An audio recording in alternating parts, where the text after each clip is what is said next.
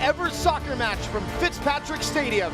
Portland Hearts of Pine face off against a familiar foe in high-flying FC Naples. Alongside Casey White, I'm Phil Galati. Tonight's broadcast is presented by Visit Maine. Two sides in their first season in USL League One.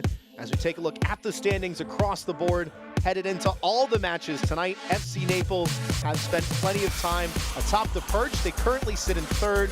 Meanwhile, Portland have started to get some points together, building momentum as the season goes along. And last time out for Hearts of Pine, it was a point on the road against the defending champions. Well, being stingy and hard to beat is something that Portland has shown they can do. They were able to grab the lead early against Union Omaha through this Liotti goal, which was boding well for them. But two unanswered goals from Omaha would put them more on the defensive. But they figured out how to get back into the game after giving up a penalty to Gallardo, who steps up and makes it. They started to go a little bit more forward, and it'd be the second half substitute, James, who came in, was able to equalize. So a big point on the road, Azad Liotti getting the first goal, but it's a change up top for head coach Bobby Murphy tonight. The nod. Importantly, I would argue, is his defensive presence, his energy and enthusiasm he brought last game and will need to bring into tonight's performance. So speaking of defensive presence, for the first time this season, last time out, FC Naples conceded more than one goal in a match. They actually got the first one of the evening, but it was not meant to be. And they've been really good at getting out early and then preserving wins for 3 points. In this game, the marking in the box really undid them a little bit, so we'll have to tighten that up. Yes, the conditions were tough in this matchup, but tonight we'll have to go back to being a bit stingier defensively. Meanwhile, up top for the visitors, a man that needs no introduction. Currently atop the Golden Boot race with a number of other names, it's Carson Henderlong. How nice is it when your central forward is producing at the rate that he is? He is very good in and around the box, understands certain spaces and how to make runs for FC Naples. So it matters not the frigid temperatures, the gusts of wind, or the rain that seems to storm down sideways. The Heart supporters are out in full force to welcome back their 11. Speaking of the 11, we'll show you the starting lineups for both sides, and then of course the opening kick from Fitzpatrick Stadium on the other side of the break.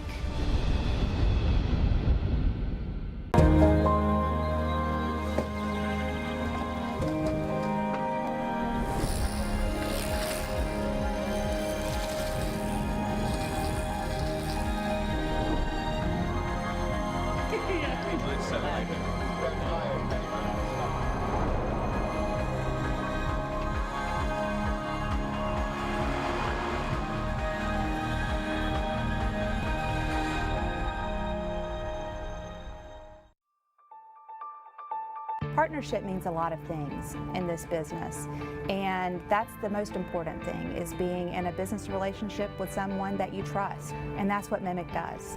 We want to make sure that everyone is getting exactly what they need, and we want it to be a long-term relationship. At Mimic, we want to lower their total cost of risk, and we want to get those employees back to work whenever we can. At Mimic, we make workers' comp work better.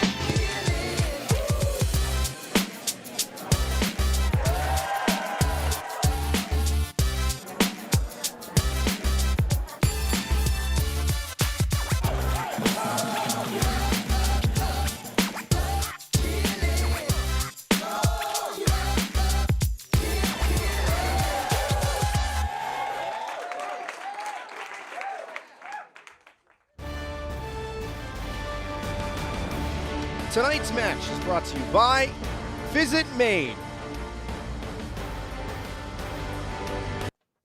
Let's take a look at the starting 11 for both sides. The Portland lineup presented by NBT Bank. And as we mentioned, Casey, that two-striker pairing up top is the one to watch out for. And they'll look for Washington to stretch behind the line. Wada will play a bit more in that half space in the 4-4-2. But another key component is going to be Poon Anjaran in that holding midfield. He'll play more like a single pivot when they do have the ball to really stimulate things on the attacking side. And then when you look towards the FC Naples lineup as well, they'll be more in a 4-3-3 formation. Serrano is the big change coming in goal for Delgado, who was shown the red card. That's going to be important to make sure that on the road, defensively, they're going to take care of things. Debut tonight on his 26th birthday.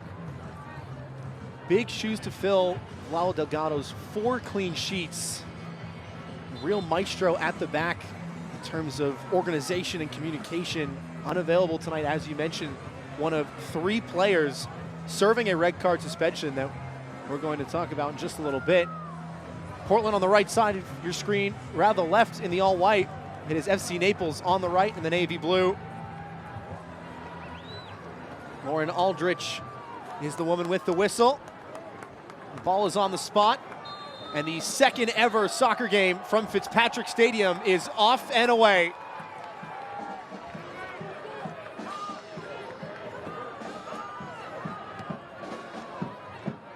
Three different starters for FC Naples serving a red card suspension. Portland with a lengthy series of finally back to the far side. Opportunity for an early shot is blocked as the Hearts of Pine start to set their shape. Well, I think what's interesting about when you have those 3 players come in, it's just how will that adapt? What will make that look different about the FC Naples team? Because that's something that Portland probably was not expecting coming into this game, and it can certainly change the way they approach it. Max Glasser taking the long throw to Henderlong, winning the first corner kick of the night. This corner kick is presented by Alagash.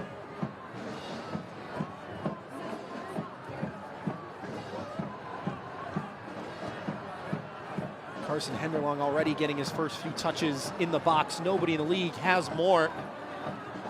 Set piece, a point of emphasis for Naples in the midweek. Long delivery towards Henderlong, who couldn't wriggle himself free, and results in a Portland goal kick. Let's talk through tonight's keys to the game, presented by Pape Chevrolet. Casey, take it away. Well, for Portland, accelerating the pace of play is something they want to do, whether out of possession or in possession. That can make FC Naples feel very uncomfortable on the road. And for Naples, managing the high press of Portland is going to be important. Do they decide to go long and more direct with it, or do they play through the lines with that bravery to try to break the initial pressure? Nowhere to go for Farine. Long ball towards right. Sends the attacker to the far side, and the flag will go up in the end.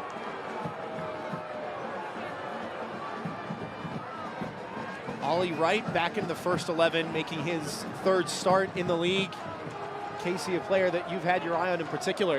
Yeah, I think he's had some good performances. And right there, it was just a little bit late, that extra touch from Poon Anjaran not to play him in initially. But I think Wright can be very mobile in midfield. He plays in the midfield role, but he does look to extend beyond more vertically, which we were seeing in that moment. I think that's something that can help offset the back line of Naples. Varela trying to push and go. No way around Julian Cisneros.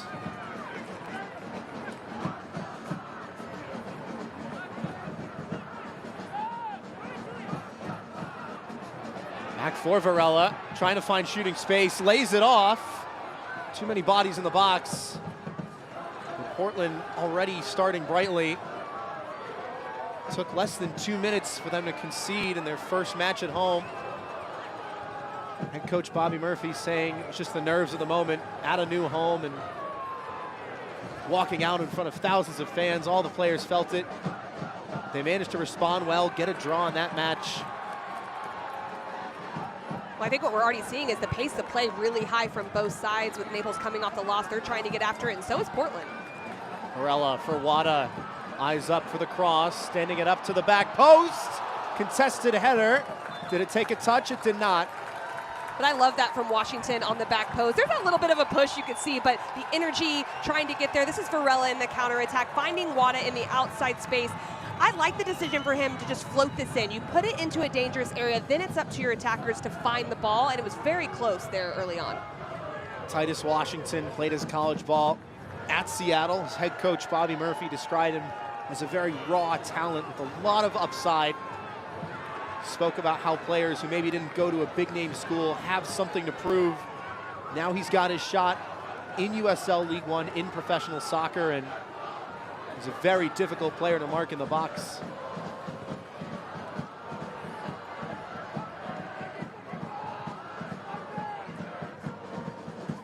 Farine flicking it along. Intercepted, but sent all the way back as Portland will try and find some shape. Well, you mentioned Washington and what he can bring, and in speaking with Coach Bobby Murphy, there was not a lot of energy in that last game versus Union Omaha early on, and he said that's part of who we are, that's our identity, we need that. And Washington coming into the game, Mickey Riley coming into the game really changed it. They're being rewarded with the start, and we're already seeing in the first 5 minutes that they're really aggressive going forward.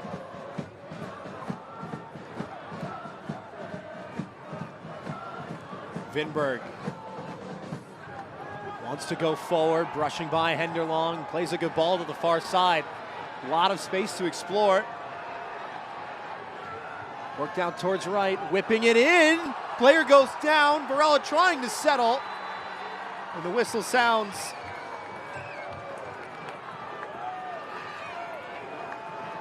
And we'll go out for a corner kick.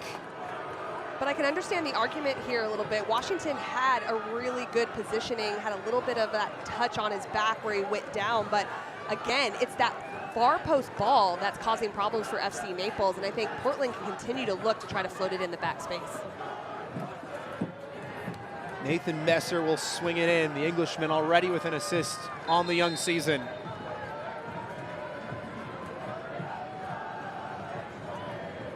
Corner kick presented by Allagash. Everybody queuing up at the back stick. In swinging delivery. There was a flying punch and a lot of contact, and a player is down as well. Joel Serrano managed to get there. He's a bit shaken up, and not the worse for wear. And this service is into a really dangerous area from Messer. It's Malamaki Camacho who goes for the challenge on Serrano, getting his first appearance of the year, trying to put him under pressure. Wow. And the red card has come out. And Joel Serrano has been sent off. The goalkeeper on his 26th birthday in his USL League One debut, given his marching orders inside 7 minutes. Well, this is certainly something that completely changes the trajectory of a game potentially, and you could see our center official point at something that he might have done something with his boot and coming down right there. And I don't know if it's from that play or what happened afterwards, because our center official goes right in and then starts to address things in this moment. But regardless, this is going to be a game changer right here. Serrano got the start because Lalo Delgado, the #1 for Naples, was sent off after the last match. There is only one more goalkeeper available for FC Naples, and it is 35-year-old Tony Halterman. So that in and of itself is tough, because you're not ready to go as the backup goalkeeper early on in the game. There's some words being exchanged there, but also now you're down a player as well. So it just completely throws everything off for FC Naples on the road. Well, this is simply an incredible development. It is hard to find the words for such a twist in the tale. FC Naples reduced to 10 and now down to one and only one goalkeeper. Well, I think also what's interesting is it didn't appear to happen on the initial challenge. It appeared that something kind of occurred afterwards as Malaki Camacho was sitting on the ground recovering from that initial challenge. But we're not 100% sure on that, but that's what's interesting about it, because the emotional management piece was really important from last game for FC Naples to come back from after already having 3 red cards. Now another one in the next game is not something that their head coach is going to want to see. We had a chance to speak to head coach Matt Pullen, and he spoke on the discipline of his side. He said it's rare for a team to go 12 games and never conceding more than 1 goal, and we found ourselves in an unfamiliar scenario, and our discipline needs to be better. It's something we need to learn from as a group, and the discipline already a problem on the road in this one. So if you're head coach Matt Pullen, you're sending in a goalkeeper who is now the second goalkeeper for your side to make their USL League One debut. You have to take somebody off on the field. It looks like it's going to be Ian Cerro out on the far side. In terms of mentality on the ball and how this team wants to impose its identity, Casey, how do you see this changing the match? Well, one thing that FC Naples has been really known for early on is their defensive structure. They only had 3 goals against before last game's matchup versus Chattanooga Red Wolves. So with their new goalkeeper Halterman coming into the game, there are also going to have to be other players that step up. I would assume they'll go into a defensive shape of a 4-4-1 potentially. They have another opportunity to show discipline. It's just going to have to be in a different way now. This substitution is brought to you by $3 Dewey's. And the red card to Joel Serrano is presented by Joe Bornstein Law Firm.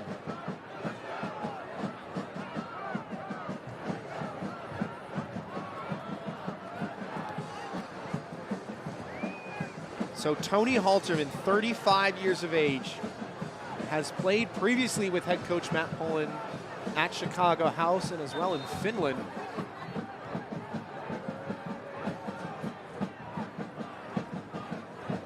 It has to be said as well, for any position, it's difficult to come into a match when the conditions are less than ideal, mid-50s, it's cold, there's been rain, there's wind. But as a goalkeeper as well, one dropped ball and things can change.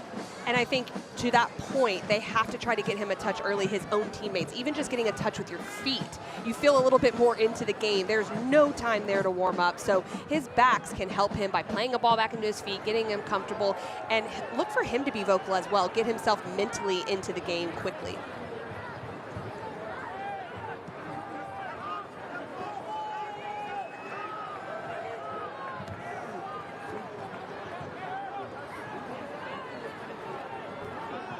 Henderlong tripped up to no avail.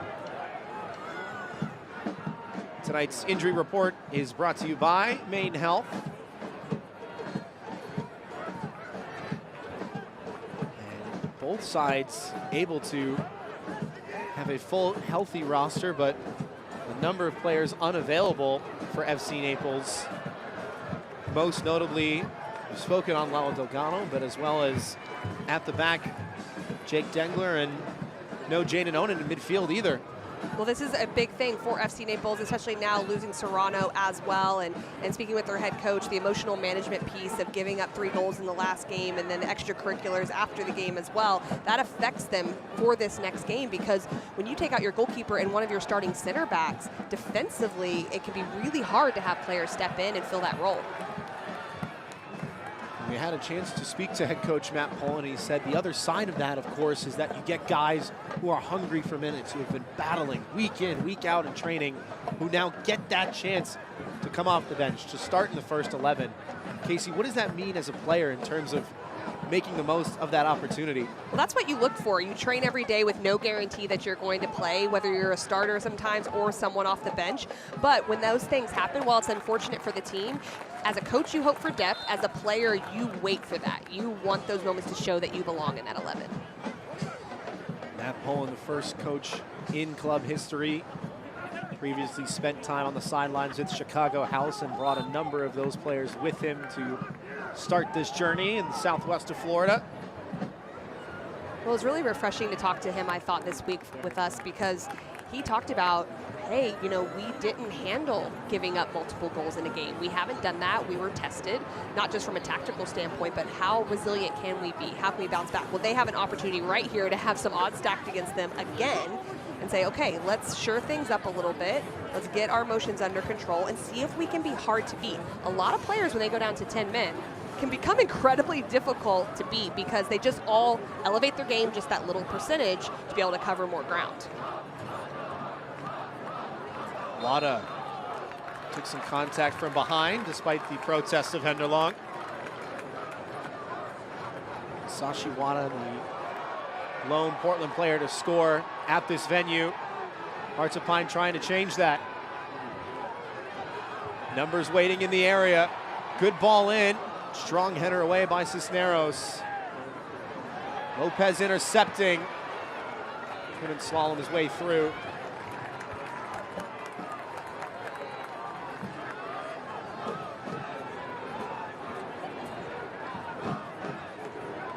Malamaki Camacho. Angeron moving it along. Wright is checked back and played the overlap one time from Riley. Flip flap to the byline as Messer goes down. Managed to stick with it. Peeled for a whistle and nothing coming. Well, one of the things we expect to see from Portland anyways is the advanced positions of Mikey Lopez and Nathan Messer. A little bit different. Lopez tries to play more inside, a little more inverted. Messer likes to get up the line a little bit more. But in this 4-4-1 that now Naples is having to play in, expect that even more. They're going to want to be higher, stretch the team out, and try to get into those wide spaces to go forward. Well, head coach Matt Pullen spoke on how this field can be narrow at times. It's going to feel like there's a lot of space for Portland, and they have a lot of space almost every time they go forward, it seems. It will feel more that way because of the less numbers for Naples, and something that Bobby Murphy wants to see from his group is using those spaces, making it uncomfortable for teams to play out. So now with the man advantage as well, plus the home crowd, you can expect them to be very smothering defensively. Here's a promising opportunity. Angeron for the top of the key, curling it just over the bar. A speculative effort, and not a million miles away in the end. Well, there's a little smile there. He knows that they're playing well, and it is smothering defense is what it comes from, but also composure in and around the penalty area. There was a little bit of bend on that. It was almost dipping down from Angeron. I like that look to the far post because Halterman has not seen anything yet on frame, and he was trying to make him work there defensively. Michel Angeron, the club's first ever signing. Spent some time playing in Argentina under the Banfield Academy system. One of the best in the country. Good ball to the far side for Farine to give chase. He got there, managed to keep it in touch. Henderlong needing support. Takes a fortuitous bounce, and did that come off of an attacker in the end? It did. Well cleared by Sean Vinberg.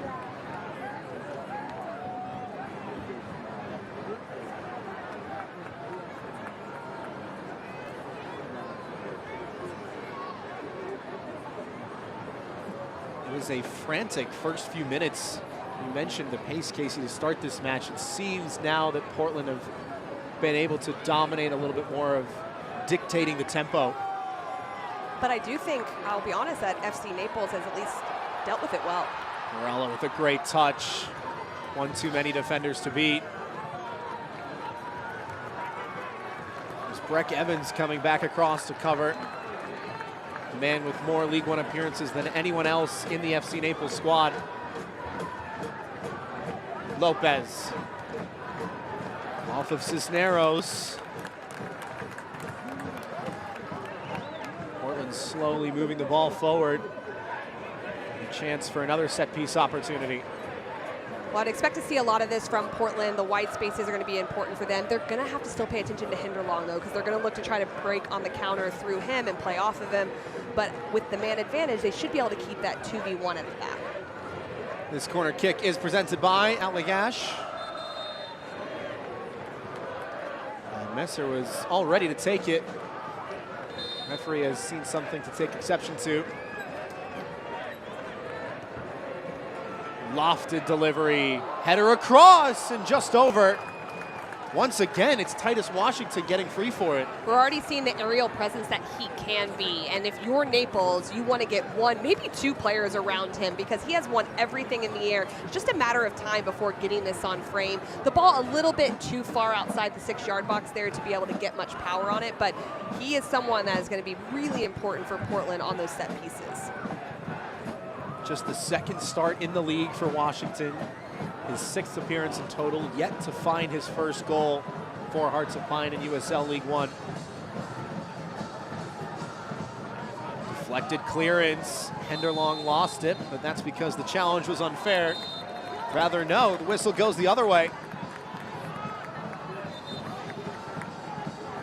Julian Cisneros came in unfairly as Mikey Lopez was trying to shield the ball.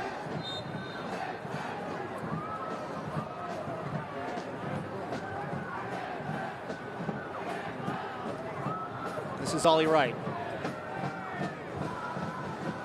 Mangeron. Safety in triangles. With Ollie Wright going into that more inverted position, Messer's able to get more forward. We're starting to see that bit of interchange, not only in the wide areas, but centrally, just by the movement of the midfielders. And what's allowing that is Mangeron is really good in that holding mid, that single pivot role. It allows the players ahead of him to feel comfortable to have that movement that's uninhibited.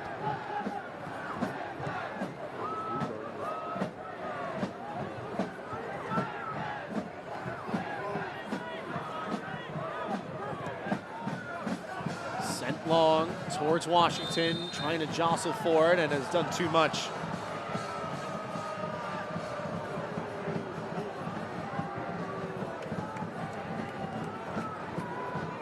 Enter the Brinks Tires Tailgate Kit Sweepstakes for a chance to win a prize pack worth up to $3,000. Scan the QR code on screen to enter today. 20 minutes down from Fitzpatrick Stadium, scoreless between Portland and Naples. Naples reduced to 10 after the starting goalkeeper, Joel Serrano, was given his marching orders in minute number 6.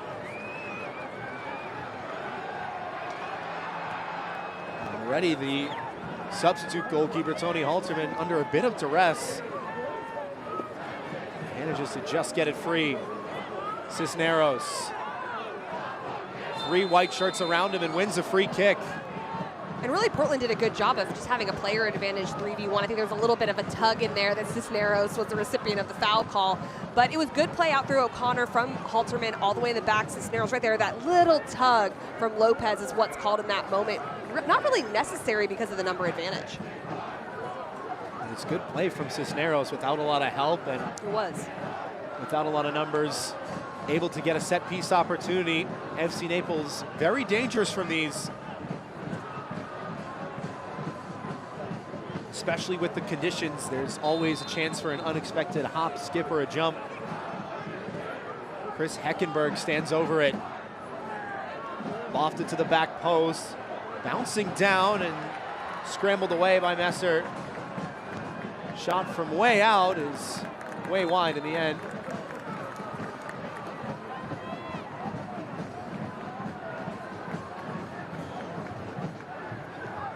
First time we've seen FC Naples have a chance to get so many numbers forward. Well, one thing that's going to be really important for FC Naples, and you pointed it out, was Cisneros. You have to just keep the ball under a lot of pressure. Henderlong's going to be important back to goal. What that does is allow players to come and join him. Cisneros, players underneath, being able to withstand that pressure, because you have to outplay in the 1v1. When you have the man disadvantage, you have to be able to really eliminate pressure as you're going forward.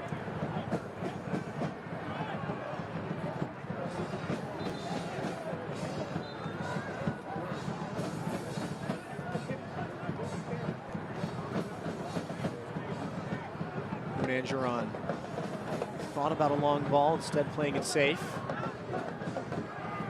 Well, one of the keys to playing against 10 men is how quickly you move the ball. We already talked about it for keys to the game, the accelerated pace of play in general, but especially against a team that only has 10 players. Washington, cut back deflected, and another corner kick for Portland.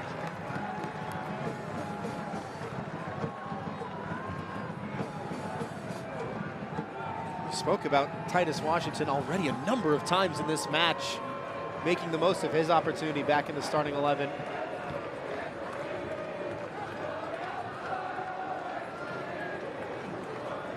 This corner kick is presented by Elagash.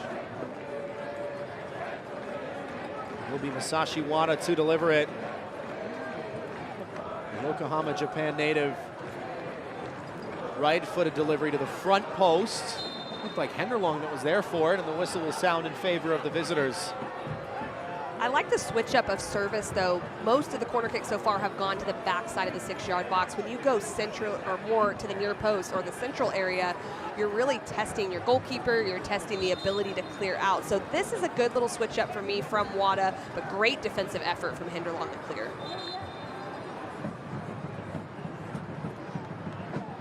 Off the ball in midfield, it is Mikey Lopez who is down.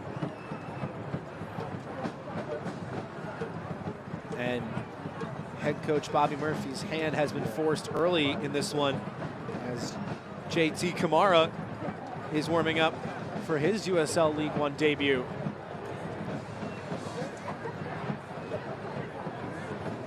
Well, this is an interesting substitution as well because Quinones came in the last game into that outside back role, and that's where Lopez slid more into a central position in the second half. So a different type of sub with Kamara coming into the game, and that's a big loss. That's your captain, that's your player that can play in a lot of different positions. So that's unfortunate to see him go out this early. Mikey Lopez, one of the players with an incredible resume, not only just on this Portland roster, but in all of USL League One. Will hand the captain's armband to the former Central Valley Fuego man, Sean Vinberg. 22-year-old JT Kamara grew up in Sierra Leone, but moved to Florida at a young age. Played his college ball, played his pro ball with Louisville City and North Carolina FC. This substitution is brought to you by $3 Dewey's.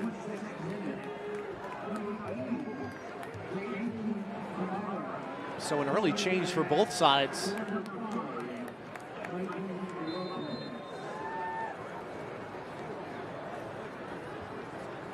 Casey, what have your impressions been on the match? 25 minutes and change into this one.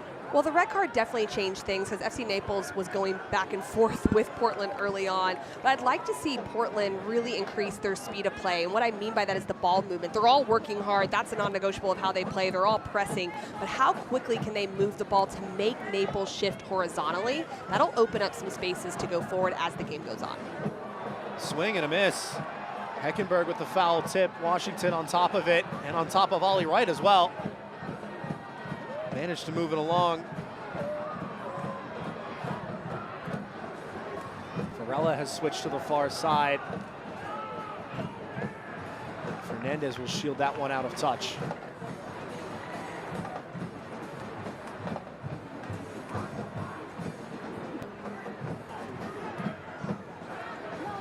Head coach Matt Pullen stressed the identity of his squad. We had a chance to talk with him earlier this week. Now it doesn't matter who's in the 11, that everyone knows the task, and though the game plan may have shifted after the first 10 minutes or so in this one, Naples, when they've had the ball, have been able to cause some problems. Well, if you're Matt Poland, the first thing you're thinking of when that red card happens is steady the ship. They need to not concede anything really quickly, and they've done that. And so that's the first piece. Then it's how can you grow into the game? Can you find set pieces? Can you have some hold-up play from your center forward? And I think so far they've done a pretty good job of that. But on the flip side, Bobby Murphy adding Kamara in has shown that they can play in more advanced positions. Mickey Riley's come out on this right side, and Kamara's playing higher. They can do that because of the advantage. Washington tried to get creative with the chest bump. Wright was making the underlapping run.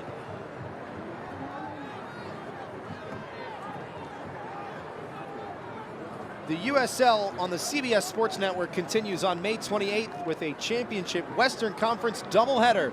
San Antonio FC takes on FC Tulsa at 8 p.m. Eastern, followed by Las Vegas Lights FC and Phoenix Rising FC at 10:30 p.m. Catch all the action on the CBS Sports Network on May 28th. Naples bringing it to the byline, having a couple numbers forward for the second ball. Falling to Cisneros. This is Kevin O'Connor. Swinging it in, nobody at the back post. Morse was scrambling, and Varela forced to head it out for a corner. Well, this is good in the wide play. O'Connor just puts it into a dangerous area. When you're not sure what your numbers are going to be, you just want to make your opposition uncomfortable, and that's exactly what he does there.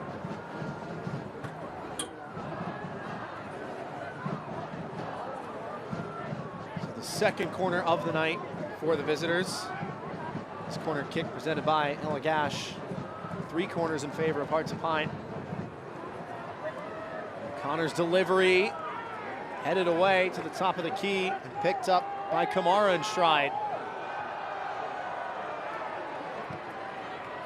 Enderlong tried his best to stop it, but it's a great ball to the far side. Acres of space afforded to Ollie Wright. White shirts forward with him. Wright is brought down unfairly. Wrong footing, Chris Heckenberg, who will receive a yellow card. Well, that's increasing speed of play. What JT Kamara just did with changing the point of attack, that doesn't allow Naples to get back in transition and get set defensively. Then you're chasing a player like Ollie Wright. That's never good when you see him coming at you like that. Heckenberg just can't get his feet quite right and commits the foul. Now a dead ball opportunity for Portland. They've looked dangerous on the corners that they've had. This yellow card is presented by Joe Bornstein Law Firm.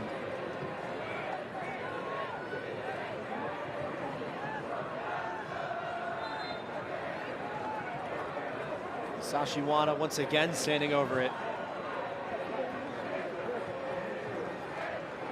Hearts of Pine supporters bringing the noise. It is once again a packed Fitzpatrick Stadium in the Pine Tree State.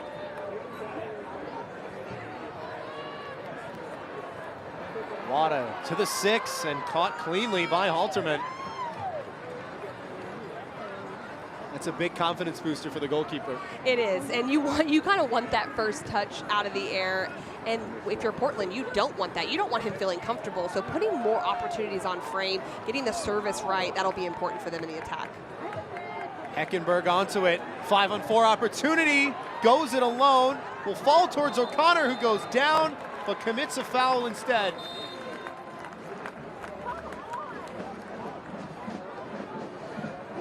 Surprised to see Chris Heckenberg take that one solo when they had a rare numbers on opportunity. It was an interesting decision. I think with the conditions of the field and just going, I don't know how often we're going to get up here. Although they had the numbers, still the defensive shape of Portland was pretty compact and pretty disciplined, as we just see that little shirt tuck there. JT Kamara is able to draw that on O'Connor, but I don't mind it, because if that skips through, that could be incredibly difficult to handle.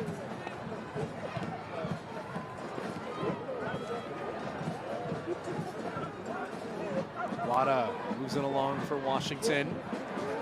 Kamara sizing up his options, 2 defenders with him. Still Kamara, held on to it a little too long.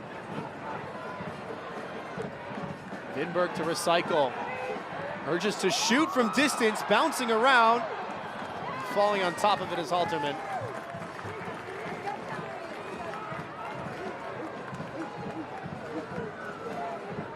Enderlong brought down. Haven't said his name a lot tonight. Well, that's going to be more of his role right now, at least in the middle third of the field, holding play. He's a big figure there. He's strong in possession. He can play back to goal.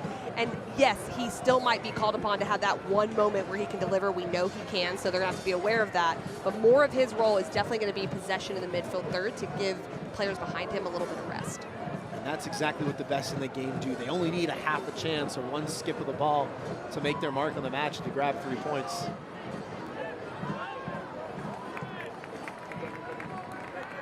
Mickey Riley defending. Once again, it's Kevin O'Connor on the near side causing problems. Got an assist versus Texoma back on April the 5th. Represented Ireland at the U17, U18, and U21 levels.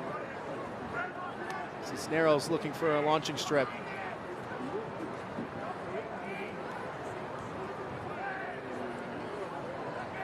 Headed back towards Cisneros, trying to bring it down. Looking for shooting space and was robbed of it in the end. Clipped all the way back in and comfy for Hunter Morse.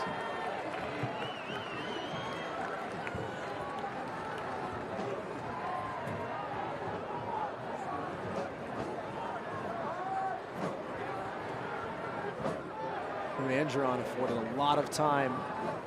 Sashiwada taking and turning. Trivella ball from Messer.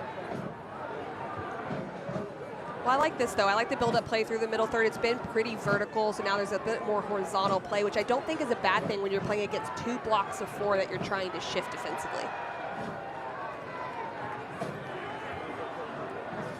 Watch the USL Championship in Spanish on 2DN, the nation's leading Spanish-language sports network. Championship Eastern Conference rivals Detroit City FC and Charleston Battery will battle it out on the field at 4 p.m. Eastern on May 24th. Go to uslchampionship.com for the complete USL TV listings.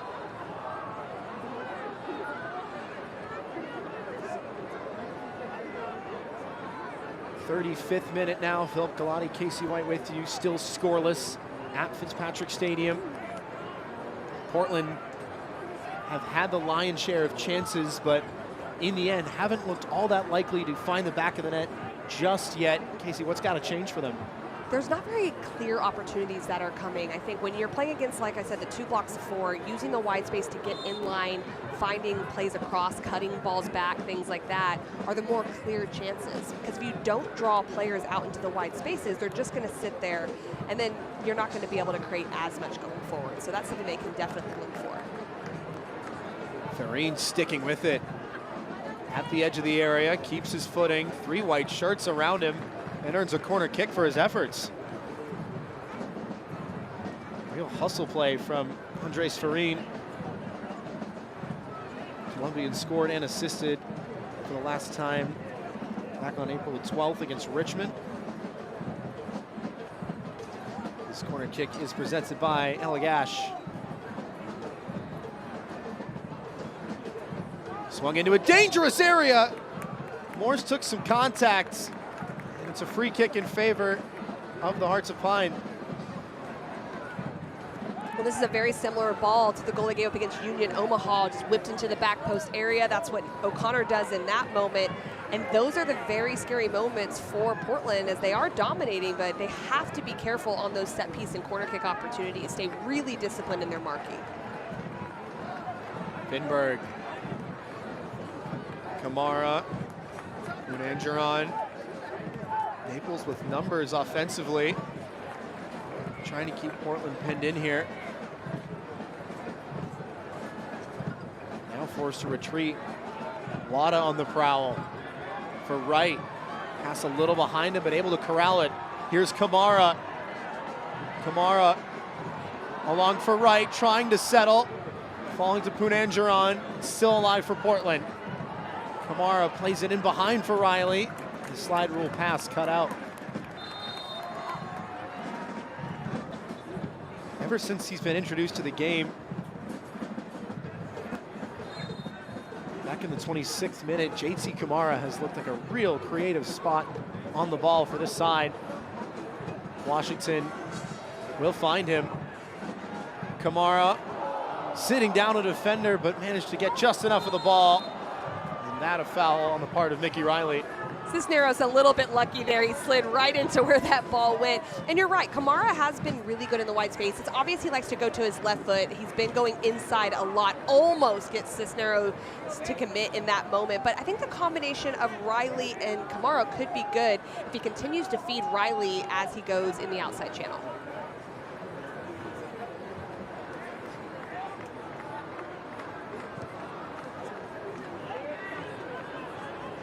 Sent long from Halterman. Second ball won comfortably by Wada. Andreon finally settling. Arm up on the far side from Varela, who is making the run. Instead, space for Ollie Wright. Closed down quickly by Farine. Deflected cross, and Halterman falling on top of it. Well dealt with there by Halterman, especially with the slick surface and it coming in really quickly in that moment. Something I'm really liking is Ollie Wright getting on the ball in the half space. He has such a soft touch. He's just causing problems in there. And then the ball played across. If that takes a little bit of a deflection, Washington is right there ready for it. Nutmeg through the wickets. Vinberg fooling Henderlong.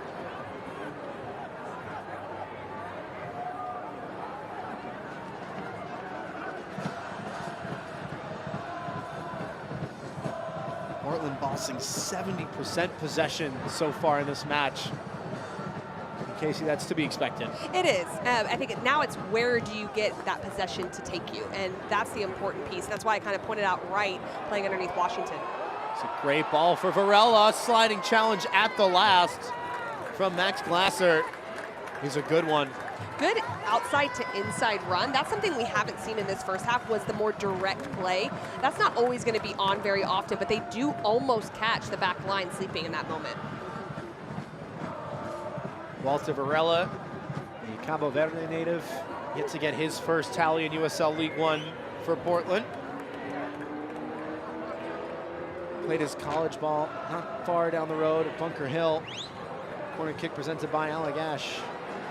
Halterman out for it, didn't get it cleanly, did get a paw to it in the end. And it's a great stop from the third string goalkeeper. And a yellow card issued to Sean Vinberg amidst the fray. And again, a very dangerous corner kick there from Portland, and a great recovery from Halterman, because right there goes for the initial save, and then watch him get back in front of the goal. Just gets that little palm there, draws the foul. A little bit of incidental contact, honestly, from Vinberg, just in a scramble moment. I'm very surprised to see a yellow card come out for that, because to me, that's just a hard-fought challenge in there. So now Vinberg will walk a bit of a tightrope.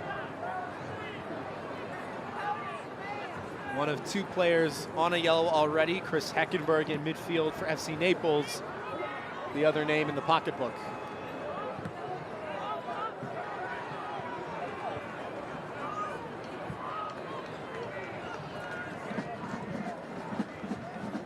Less than 5 minutes till the halftime whistle plus stoppage time. Casey, curious to get your thoughts from a Naples standpoint, what the team talk might be like for Matt Boland. I think they have to concentrate on the fact that so far, if they get into half at 0-0, this is a positive thing. It happened, everything happened early on, the red card. You have to focus on the fact that they've been compact defensively and continue to reiterate that they need to draw set pieces. They need to hold up play to allow numbers forward in the second half. And I think a bit of a warning of fatigue. The longer this goes on, that they can become fatigued because they're having to put in maximum effort, so they've got to keep their distances close together. Right, trying to release Varela. It's a foot race won by Max Glasser. Varela wanting to go quickly. Instead, we'll wait for Nathan Messer.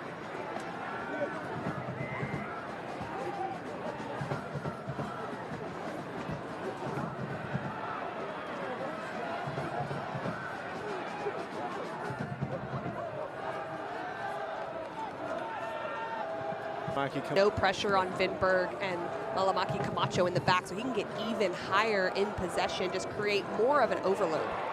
This is Varela into the 18-yard box, cutting it across frame, will fall to Kamara!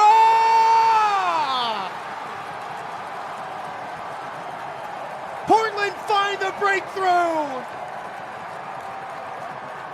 And it's the first half substitute, JT Kamara, with his first for the Hearts of Pine. Well, and just like that, it's the wide spaces that come to fruition from an attacking standpoint. Right there, it's the underlapping run from Varela. He just puts it into a dangerous area. Good initial save, but I love the composure there from JT Kamara. And then he decides, I've got to lift it. I need to get power on it. Most people would take that first time in that moment. He shows so much composure, especially coming into the game in the first half as a substitute. What a great finish to get Portland on the board.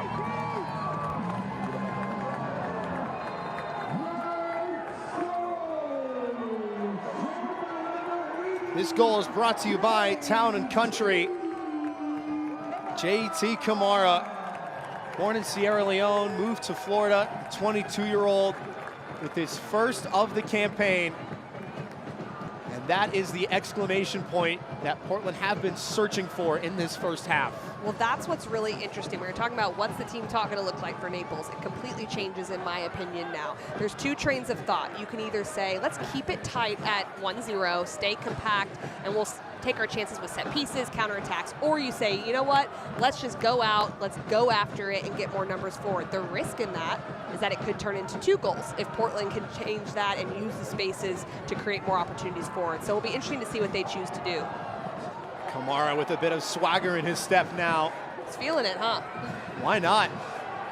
Right on the turn. Stopped well by Halterman. Falls back to Kamara and headed away. A diving effort at that. There's a big coming together off the ball. Vinberg into the advertising boards. Henderlong will get a talking to and a booking as well.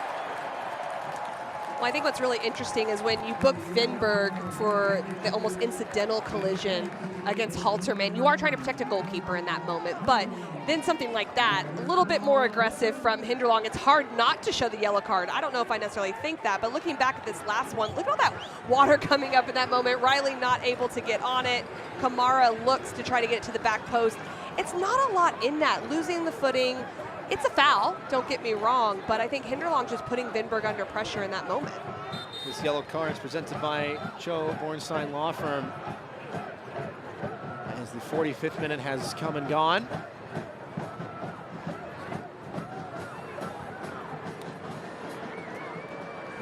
Waiting for the AOK on the set piece.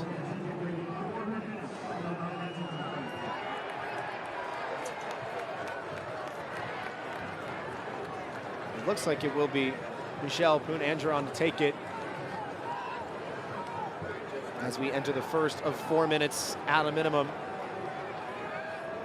Stoppage time is presented by Visit Maine.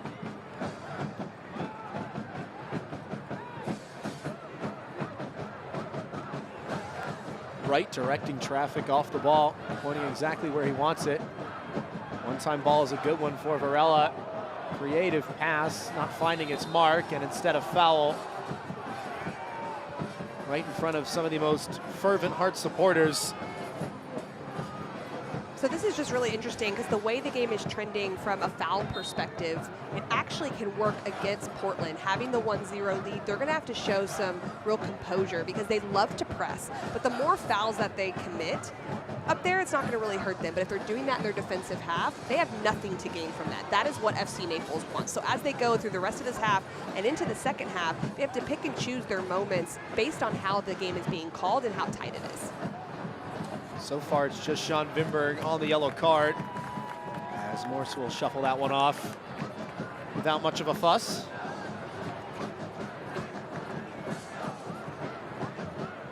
Poon-Andron wanting someone to check in, as Riley with the safe option.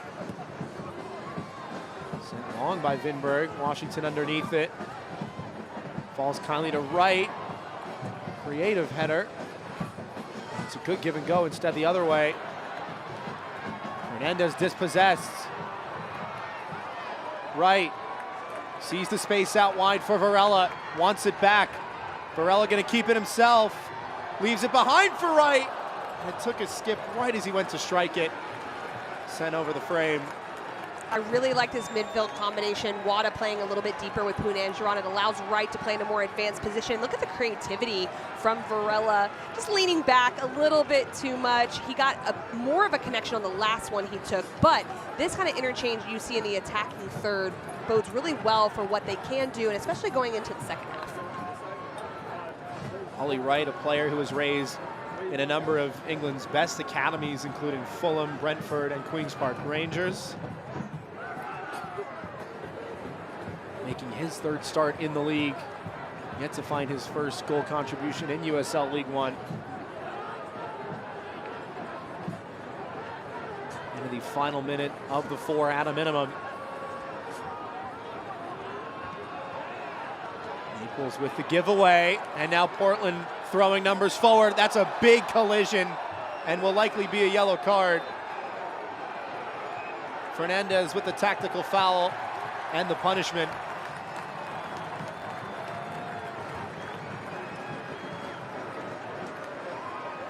Knew he had to stop a counterattack and did what he had to. And defensively, Wright was in a very good position just to intercept the pass, and he springs Varela very quickly, so there's no time to recover. Center back positioning of Fernandez, he has to come out into the wide channel and then commits the foul. This yellow card is presented by Joe Bornstein Law Firm.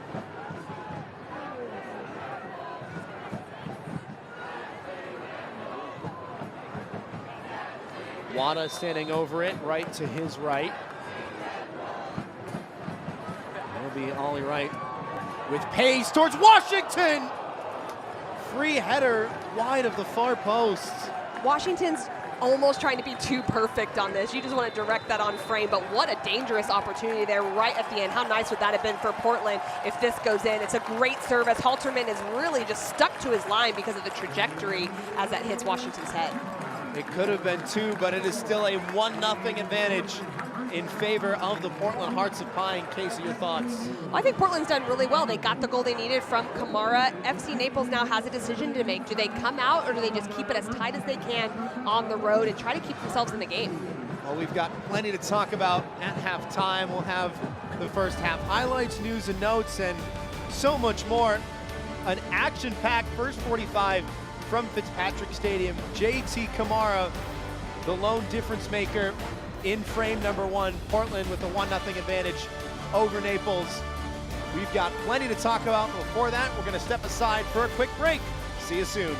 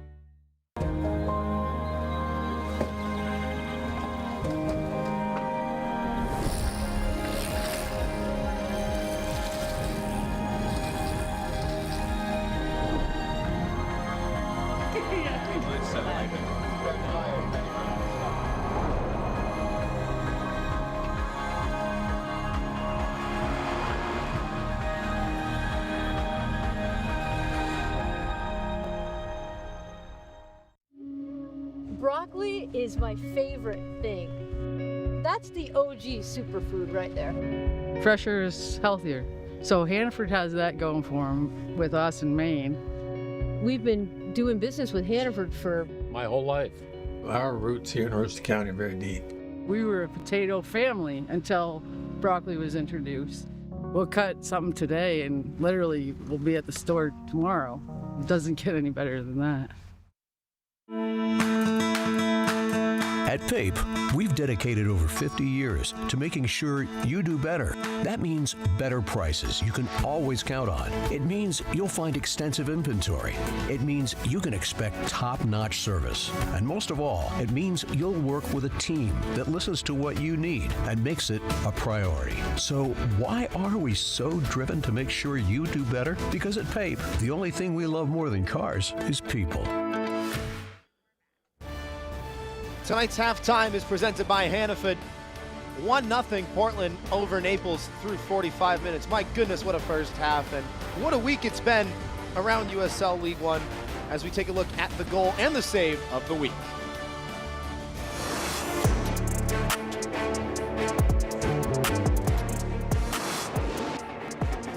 Corner kick delivery towards the back post. It's knocked home. Brilliant delivery from Charlie Ostrom is knocked home by Samuel Owusu.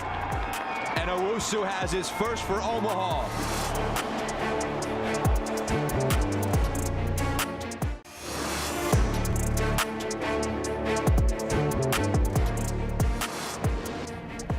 Dense does so again, tried for goal, and Hammersley in action very quickly to keep it out.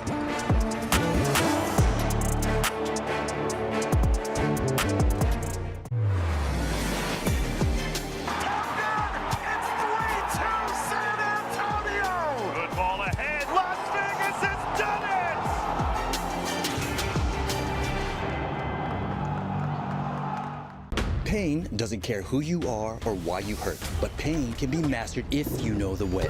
Focus! Fight back with Tiger Balm's legendary herbal power. Whatever it takes. Trusted for over 100 years. Tiger Balm's proven herbal blend tames pain with the strength and speed of the tiger so that you can rise above pain. Let's make a Karate Kid. And get back to living. This is the way of the Tiger.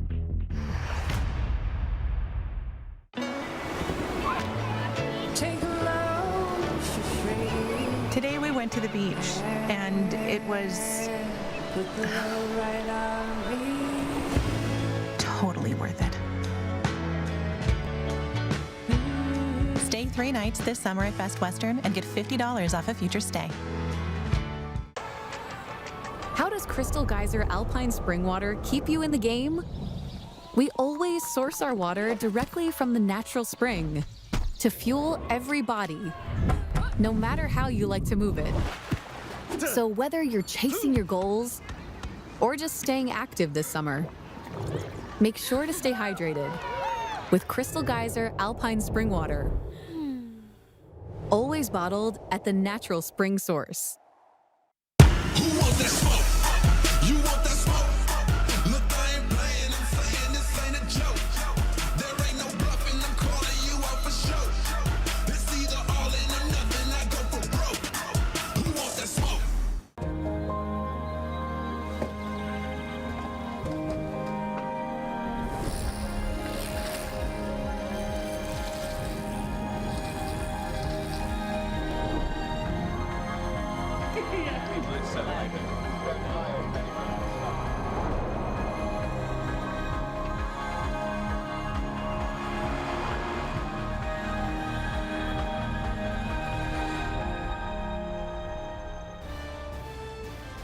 Welcome back to tonight's halftime, presented by Hannaford.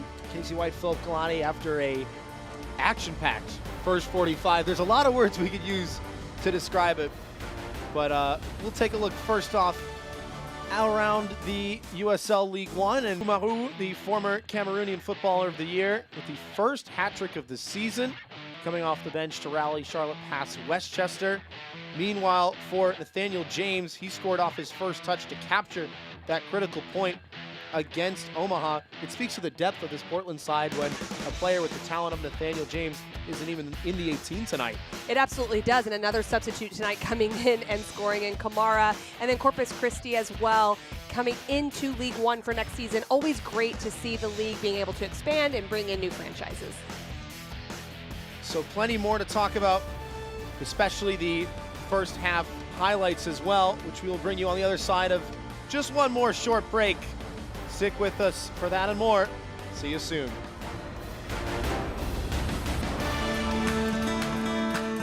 At PAPE, we've dedicated over 50 years to making sure you do better. That means better prices you can always count on. It means you'll find extensive inventory.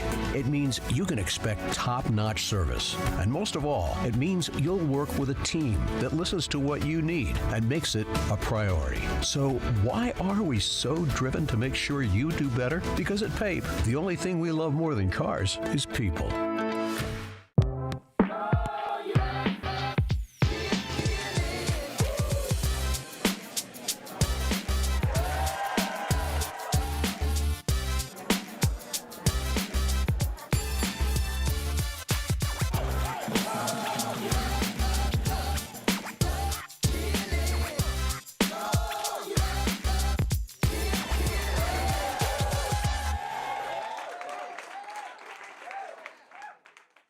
I'm David Libby, President and CEO of Town & Country Federal Credit Union. At Town & Country, we work hard to make a difference every day. From providing a first auto loan to that young adult just starting out, or making the dream of home ownership a reality with a mortgage offering closing costs well below nearly every other local lender, or a Visa credit card with a great rate. Town & Country Federal Credit Union is local people helping local people. Let us help you.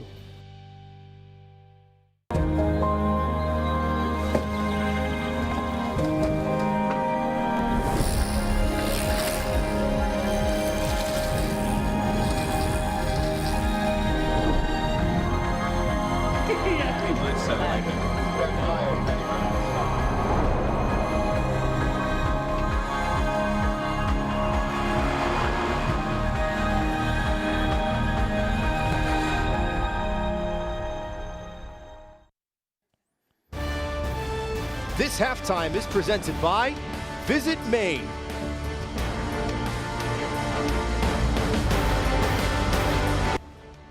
45 down, 45 to go, wrapping up the Hannaford halftime show. Phil Galati, Casey White, as we'll take a look at the highlights from the first half, presented by Kennebec Savings Bank. And my goodness, the drama started early in this one. Well, it was definitely an interesting one, end to end for the first 7 minutes, but it would be right here that would really change things. A red card given for that little extra from Serrano on Malamaki Camacho. This would take FC Naples down to 10 men, and from there, Portland would start to insert themselves a little bit more in the game. Poon Angeron would come up from his holding mid position with a good opportunity on frame early on.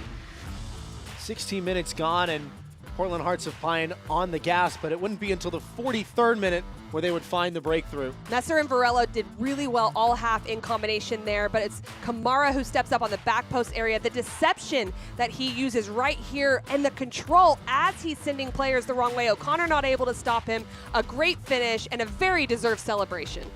So the first half stats presented by Memic. 10 shots in total for Portland, but the one that stands out to you, Casey, is the discipline. Oh yes, at 4 yellow cards between the two teams plus a red card. The officiating is very tight right now, and so that's something that we could look for in the second half that could really make a difference if a lack of discipline is shown from either of these sides. The possession really far tilted in Portland Hearts of Pine favor, to be expected with the player advantage, and that's something that FC Naples is going to have to manage from an emotional standpoint and just try to get back in this game. So Portland back at home just for the second time in club history, but they have covered some serious ground before then. Their trip to Naples, when the sides first met, about 2,800 miles, add another 4,500 all the way to the West Coast with Spokane, and it doesn't end there.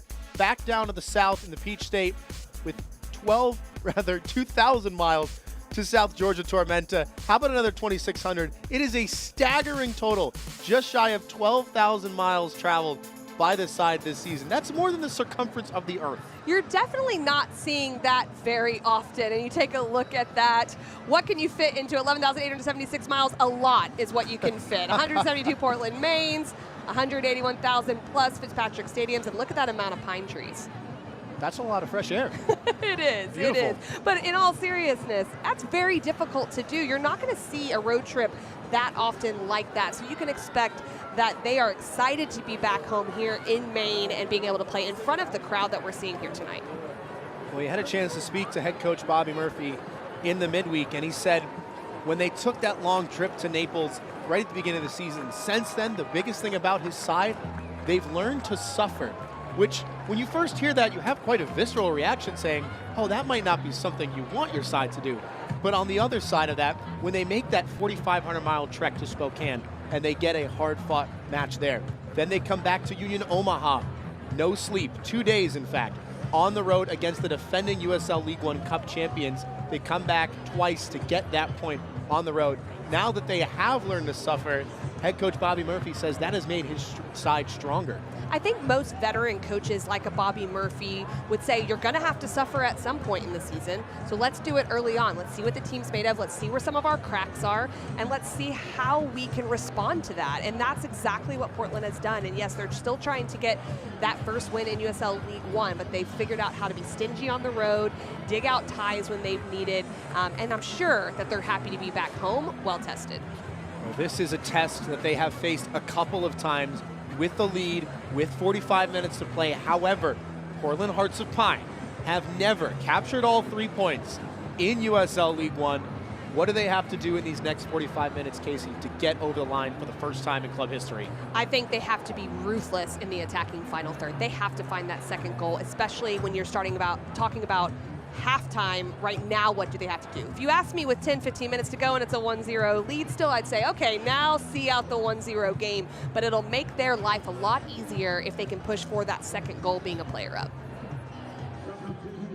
Pat Langlois has checked into the game in favor of Samuel Malamaki Camacho. This is a little bit of an interesting complexion to this one. Samuel Malamaki Camacho, more of an out-and-out sweeper. Pat Langlois plays in midfield, but has that ability to play that traditional holding six role as sort of that liaison between the midfield line, defensive line. What do you expect to see from this change? What I think is really interesting is they could go into a 3-back here and just have Vinberg stay in the center back. That could be an option, and that gets Riley higher. That gets Messer maybe not quite as high because he'd be more of an outside back in a 3-back. Or Langlois can play in that center back role, and he'll just have the ability to step into midfield more and make it an overload centrally by getting more into the holding midfield space. It really is a chess match at Fitzpatrick Stadium. As the Dirigo Union sounds in their chant, 1,000 strong, trying to urge their side to history. Head coach Bobby Murphy says there is no rain, no storm, no fog, no wind that phases them.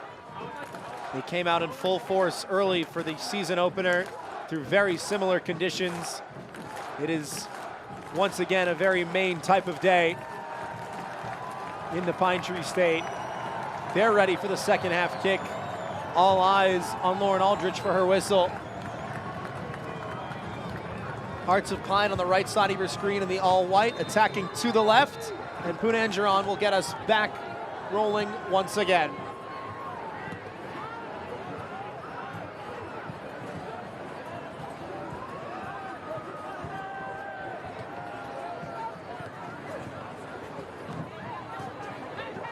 The one change at the break. Substitution brought to you by $3 Dewey's.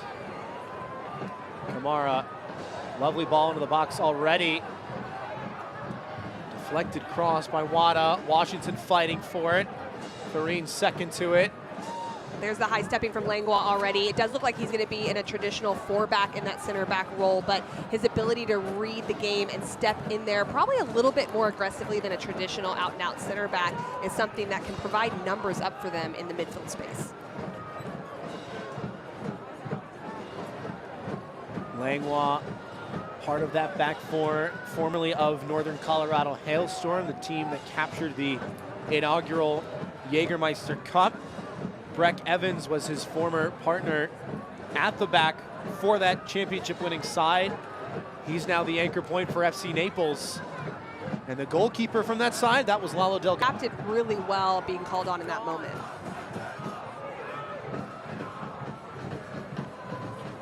Quick restart for Farine. Trying to wriggle free, but nothing doing. Wada asking someone to go long. Washington holds it up for Wright. Trying to play it into the feet of Varela. There's a lot of space on that far side for Kamara. Pass never came.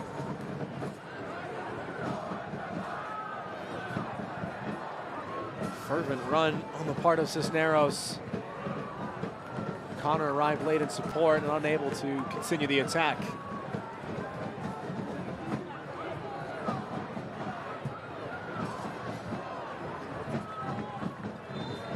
Connor now pressuring Vinberg and crossed the line before Vinberg played it.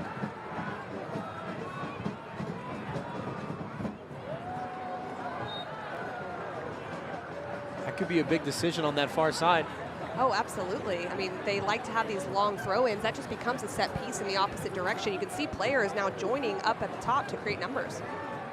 Cisneros with the heave. Flicked on at the corner of the 6 and brought down. Beautiful touch right there. Just ran out of real estate in the end.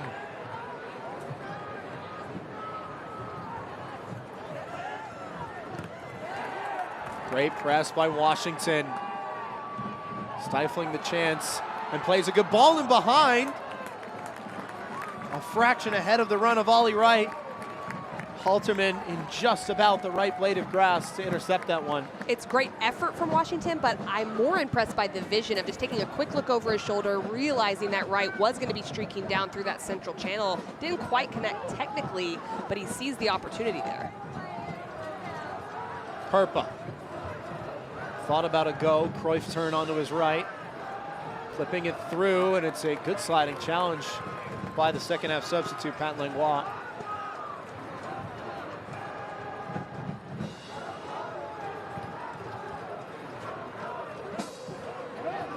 Wada, 3 defenders around him, coughed up possession. Farine going down, and the referee had a look. Whistle staying silent.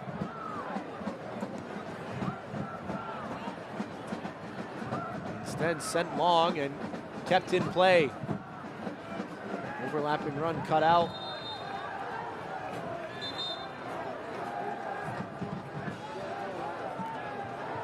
Take another look at that chance. And Farine just going forward. Boone Andron does make contact. I'm really surprised that wasn't called. It would have been a dangerous free kick. But what I will say is there's frustration starting to boil over for Naples. They're down a goal. They didn't get a call they wanted. That's not good for them. It's another test of emotional management. Portland, if they see them being frustrated, is going to be okay with that. Numbers in the box for the cutback. Players in the goal mouth able to block it. It looked like Luca Perpa waiting for a perfect moment on the doorstep. And a clump of bodies able to keep the ball from crossing the line. There were a lot of defensive bodies in and around Morse in that moment, and thank goodness for that if you're a Portland fan. That's a great little ball for blocked there by Messer. That's your left back realizing the pressure, coming across the box and making sure that the goal doesn't have that clear angle to the back post. But one of the things that Naples has done, as the foul's called for Hinderlong, is that they've put Perpa up alongside Hinderlong. He was at that right midfield of the 4 spot in the first half. Now he's higher up. That gives Hinderlong a player to play with a little bit quicker in transition. So in terms of that space and how Naples are going to stretch things, where does that leave them vulnerable if Portland want to try and counter?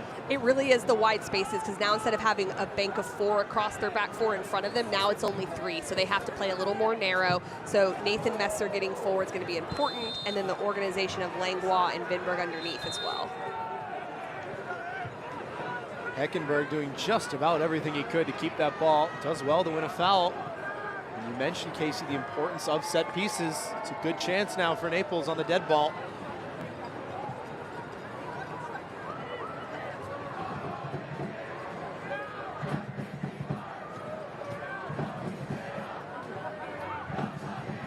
Hart's going to try and hold the 18. Clipped in by O'Connor. Flicked on. More scrambling for it. Got 2 gloves to it. Not once, but twice. From an impossible angle, Hunter Morse shuts the door. And I can understand why Morse is not happy here. The marking's not great. He makes the first save. You don't expect this ball to come back to the near post. So good for Morse as he's leaning to his right. He's able to recover because that could have snuck in that near post area. Hunter Morse in search of his 3rd clean sheet of the season.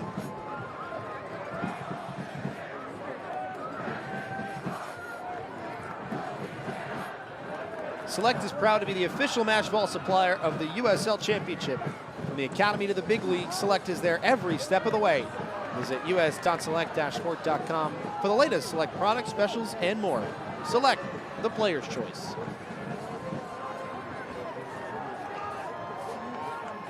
Messer, right. You just get the sense that Portland's having to figure out this different defensive structure, and the counter-attacking from Naples is more efficient because of the numbers forward, so it just takes a little bit of time to figure that out coming out of half. Kamara stopped on a dime. A nutmeg through the legs of Riley, but Kamara has worked back for it.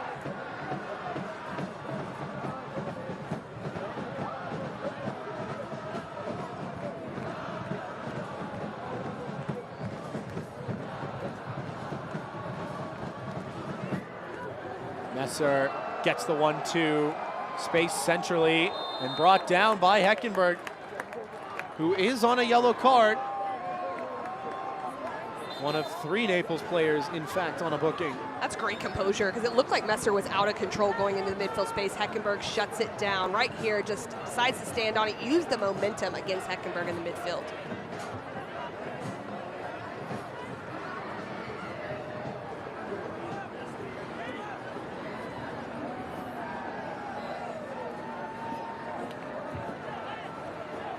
Once again, Ollie Wright will stand over this one. A lot of white shirts forward. A lot of white shirts showing short as well. It's played in, and there was contact unfairly made. Soccer season is here, and SeatGeek is the official ticketing partner of the USL. Get all your USL tickets and more from the #1 ticketing site. SeatGeek, your ticket to great seats.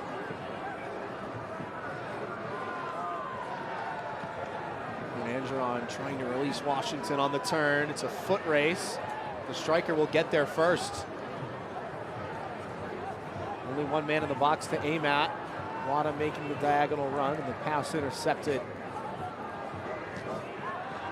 And for a second there, the counter pressing on the loss of possession just wasn't quite good enough from Portland. Riley makes up for it by being really aggressive and proactive from his outside back position to step. But Portland can take advantage in those moments, not allow Naples to play out, because they're always going to have the number advantage in that area.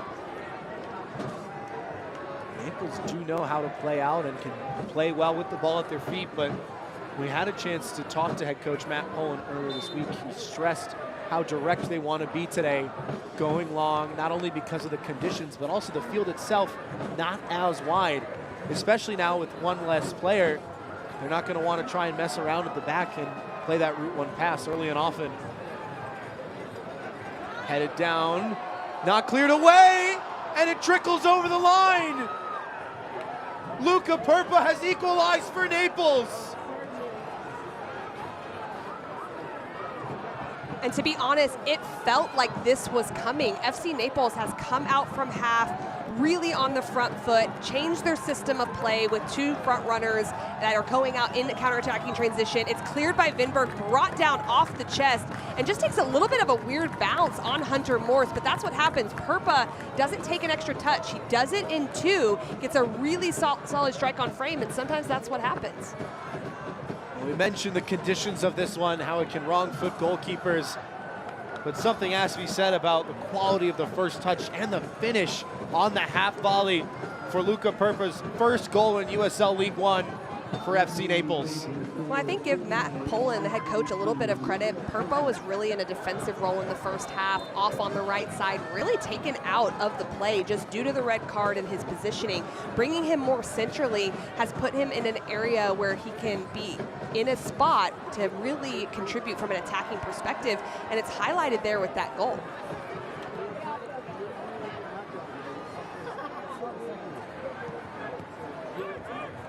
So now back to honors even in the 57th minute.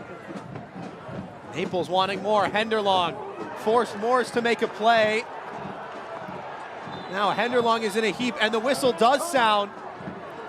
The referee has given a free kick. Purpa asking for a card. I think Morse gets to this ball first, to be quite honest with you. I'm a little bit shocked that this is called. It's a great vertical ball from Henderlong. He comes out, and he does get to the ball first, and then Henderlong's momentum takes him over Morse. That is not a foul, in my opinion, and I don't see why this was called in this moment. And it took our officiating crew a little bit of time to even decide if they were going to call it. Well, the discussions have been had, and the decision will be a free kick in favor of the visitors. And there will be more punishment as well. A booking for Hunter Morse.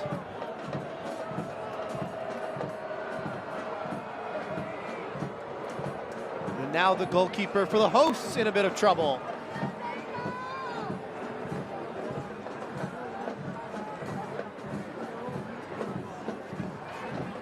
O'Connor from a shallow angle.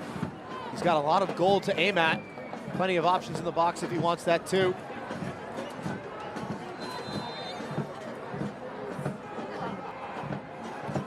O'Connor will go for goal, and Morse forced to make a play. Punches it right back toward the Irishman. That one in a very dangerous area. Effective choice from O'Connor to get up and over the wall in that moment. Morse not expecting it, but does well. We talked about it earlier with these kind of conditions. When you have a set piece, just make it difficult on goalkeepers by putting it on frame with power. First header away, then sent back in and well away from frame.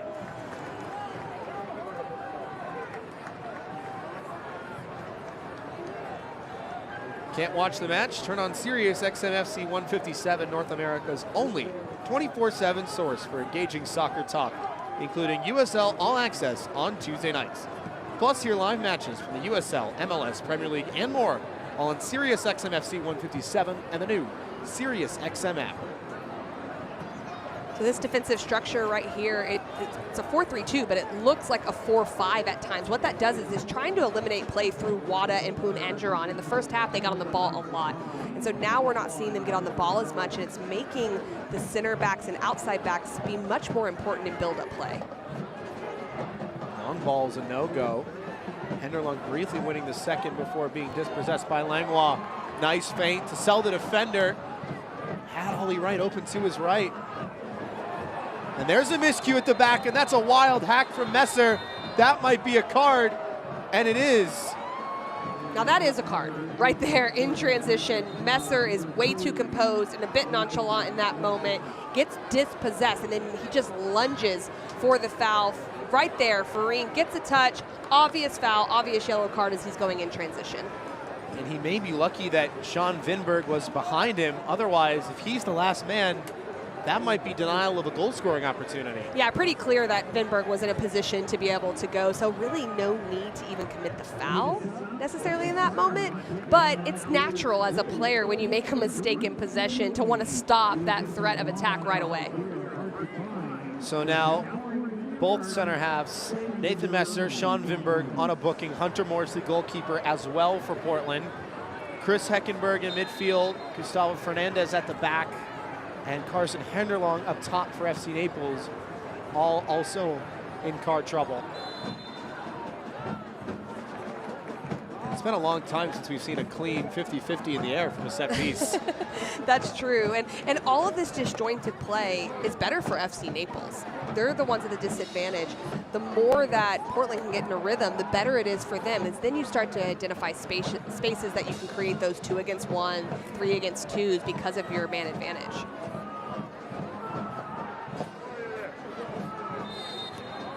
Heckenberg able to do enough. He's running into some real trouble with white shirts swarming.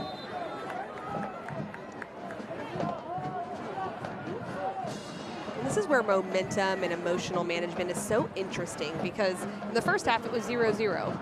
So they're not in a worse position, Portland, than they were in the first half. But when you go up a goal, then you give up a goal, and then there's some frustration, it can be really tough. They have enough time to be able to use that one-player advantage in their favor.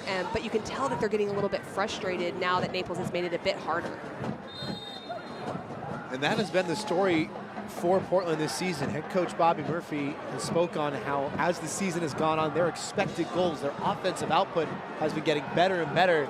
Now it's about just making the most of those chances. It's a good problem to have, but for Portland, it's the reason why they only have a few points as opposed to much more. Farella, nobody at the back post. Riley was there at the top of the key. Instead, Lindbergh trying to bring it down. Instead, be brought back down to earth by Heckenberg. Green couldn't get there.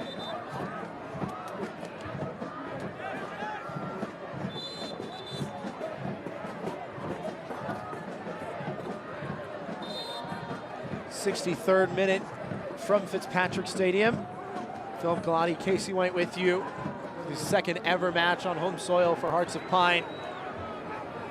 It was a 43rd minute goal from JT Kamara that has been canceled out in the 56th by Luca Perpa.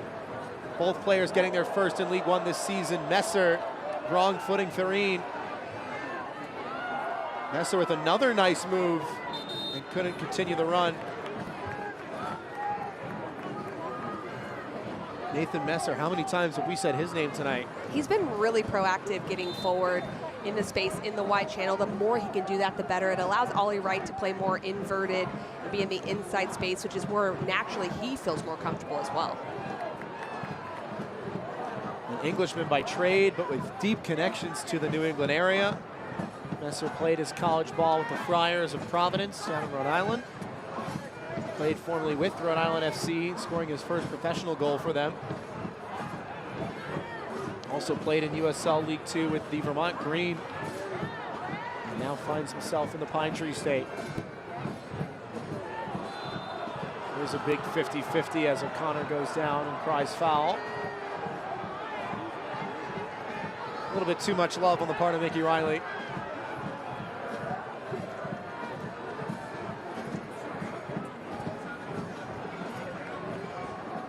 We We spoke on the importance of discipline for this Naples side and how head coach Matt Poland stressed it in the midweek. And in this second half, it seems they've been winning their fair share of fouls and creating set pieces without much of a fuss.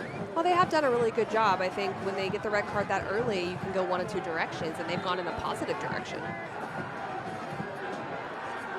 Heckenberg, long lofted delivery, headed down, appeals for handball, instead cleared away.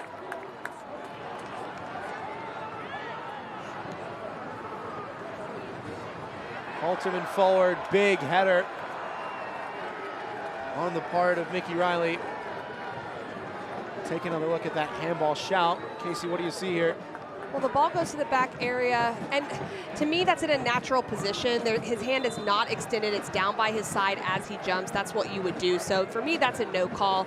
I'm going to appeal for it if I'm a player, though, because I want any advantage I can. But on taking the second look at it, I don't think Varela is extended too much there.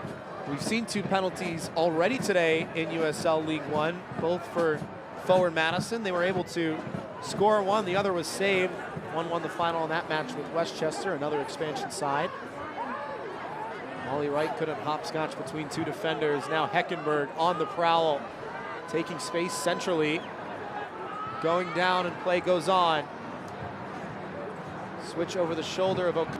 Just really good from FC Naples. And on the flip side, Ollie Wright, as good as his feet are, when you have an expansive shape around you, you can't lose the ball at midfield with all of your players expecting you just to play simple and keep it. But right now for Naples, things like that where O'Connor just gets to it, just toe pokes it off a defender, those are all the little things that have to go well for them to stay in the game.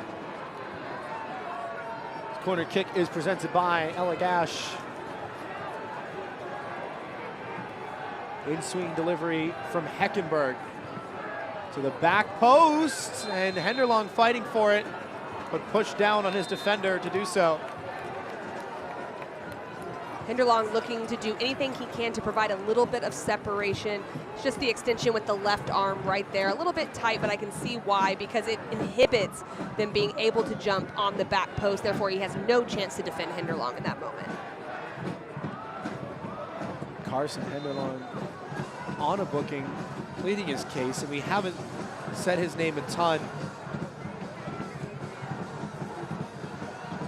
So a double change on the part of head coach Bobby Murphy.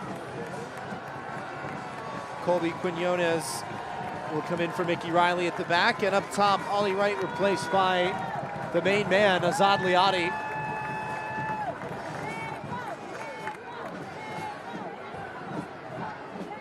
These substitutions are brought to you by $3 Deweys. So now with Azad Liati into the game, Casey, how does that change things offensively for Portland? Well, there's a bit more of a direct look. Ollie Wright plays in more of that half space between the back line and the midfield line. I would expect Washington and Liati to try to pair up together to create some confusion there going forward of who's going to go behind and who's going to operate in the space. Azad Liati, the lone Portland player with both a goal and an assist in USL League One this season. Ball played into the box and over the run of Varela.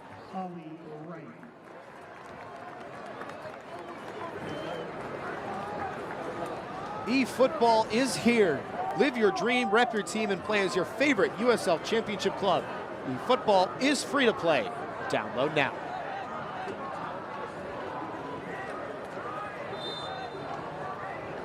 Up and in the call from Halterman. First header won by Naples, so too the second. Wada able to settle.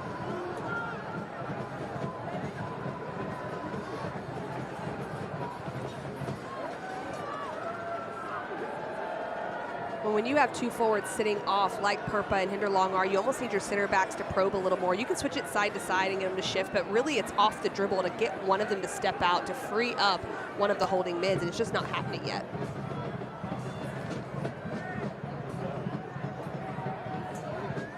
Liati checking all the way back in a space very familiar to Poon Angeron. He's got the stamina to cover some ground, but instead Kamara going forward on the ball, clipping it in, cleared out towards Liati. Washington still bouncing around. Now at the feet of JT Kamara. Kamara looking for his second. Just brushed off the ball a little bit, but Casey, I don't think there's enough contact in that for you for a penalty. Clever defensive work, just that little bit of contact, just to throw him off, but not enough to commit the foul. Flipped in towards Varela. Committed a foul in the process of fighting for it.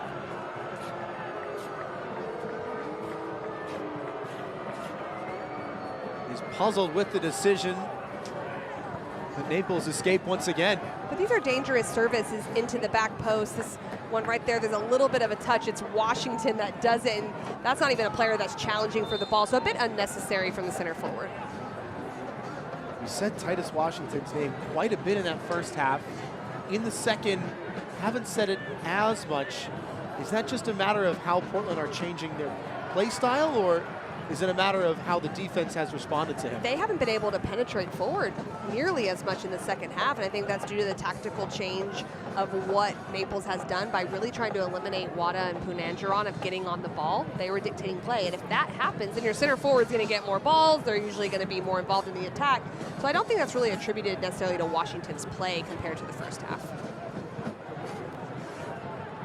Wada.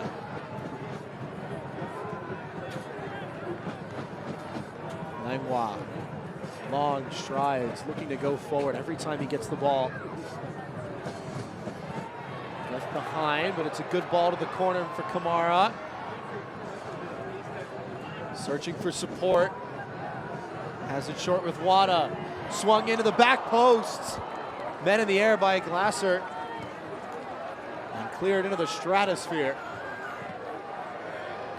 Langwa with two good touches to bring it down. Leotti didn't have it for long.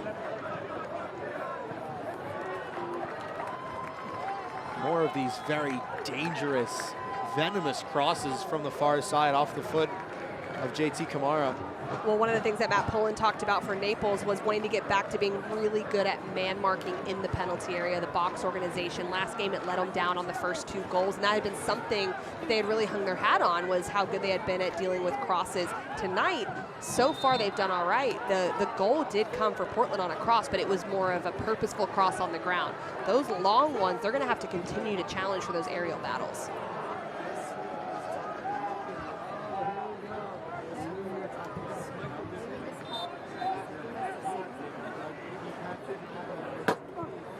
Portland bossing 72% possession. And as you mentioned, Casey, in that first half, it's not the number, it's what you do with it. Naples have made the most of their chances. They might do so again, forcing a header out of play by Messer. Just from the eye test, I don't feel like it does feel like that much possession for Portland in the second half. Obviously, in totality, they're still going to have the advantage, but it is mostly around the back from Langlois and Vinberg. It's not really getting into those areas that have caused problems for Naples early on in the game.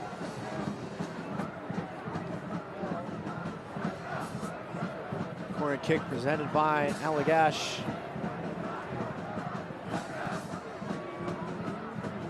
The 5th of the night for Naples, 4 in favor of the hosts. O'Connor once again to swing it in. 1 assist to his name on the campaign. And another common sight on these corners is that the referee has seen some extracurriculars.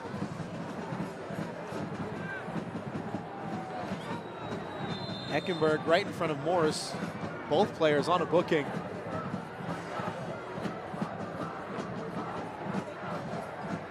O'Connor's delivery forces a punch by Morse and a roar from the Hearts of Pine faithful.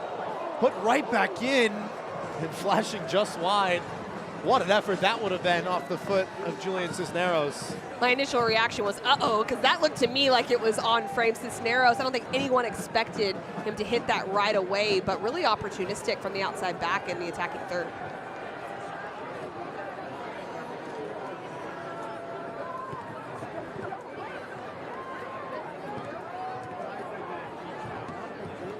Well intercepted once again by Heckenberg. Farine tried to keep it in play. Instead, Wada got there. Still going with Sashi Wada, despite the whistle. And that's just a moment of Farine getting caught on the back shoulder of Wada. There wasn't a whole lot in it, but just when Wada gets that advantage of getting his shoulder in, easier to call that foul, making it more obvious to earn that free kick.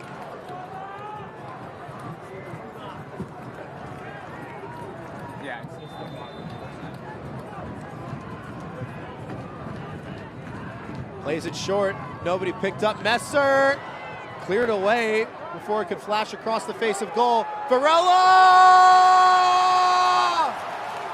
Oh, that is a screamer! Walter Varela restores the advantage for Portland.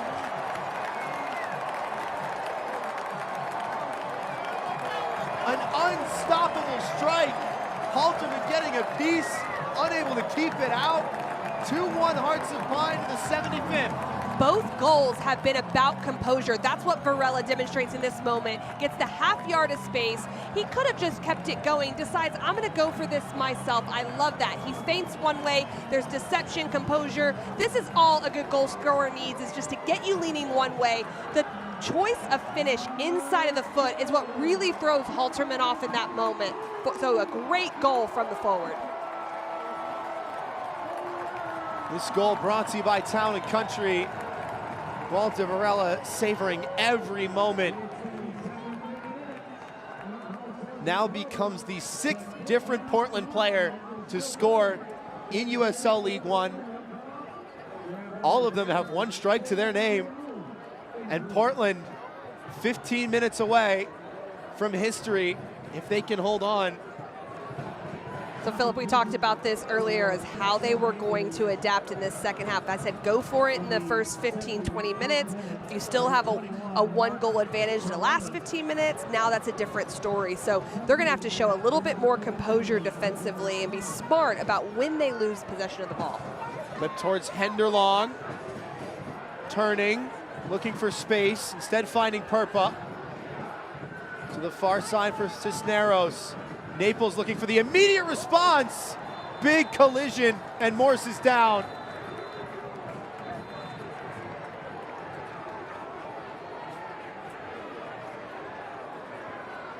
Mark Torres came into the match in place of Kevin O'Connor.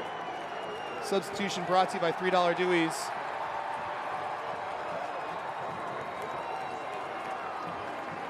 And there has been a second red card. Carson, top of the table in the Golden Boot race, hits an early shower.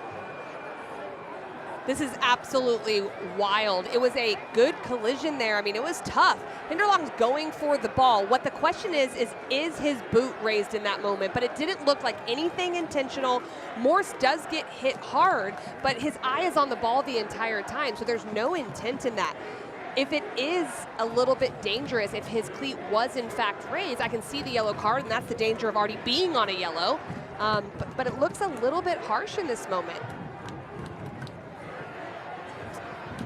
It does look like his boot is extended. Look at it on the left arm right there. Yep. And so because of that, that would just be a first yellow for someone like Hinderlong. But he is sitting on the yellow card, and you have to be careful in that moment. The timing does get him on the left arm.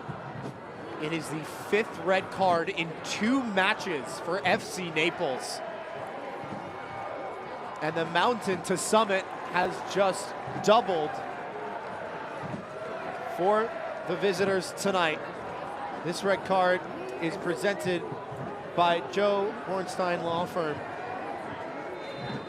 Well, this one for me is a bit unfortunate, I think, for Hinderlong. Like, he's going for the ball. I think by letter of the law, it's right. It is right. The studs are exposed. They're exposed.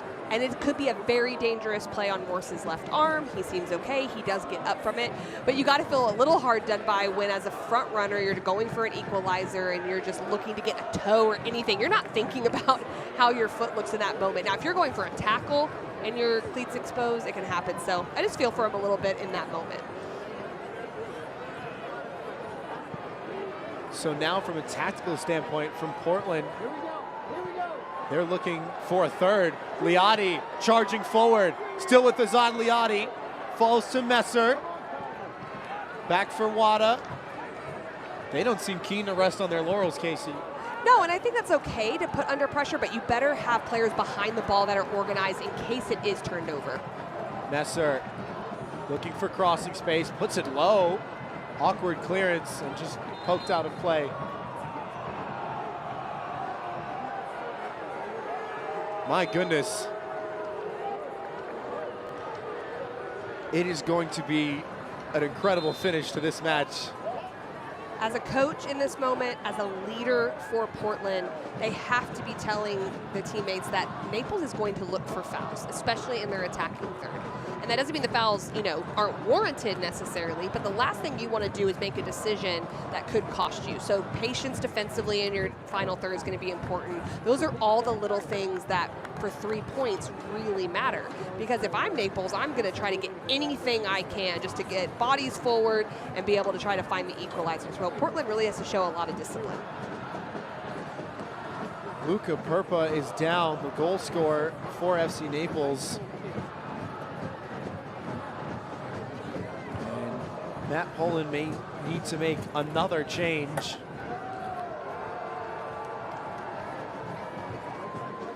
It would be the third of the night for the visitors. Portland have one sub left.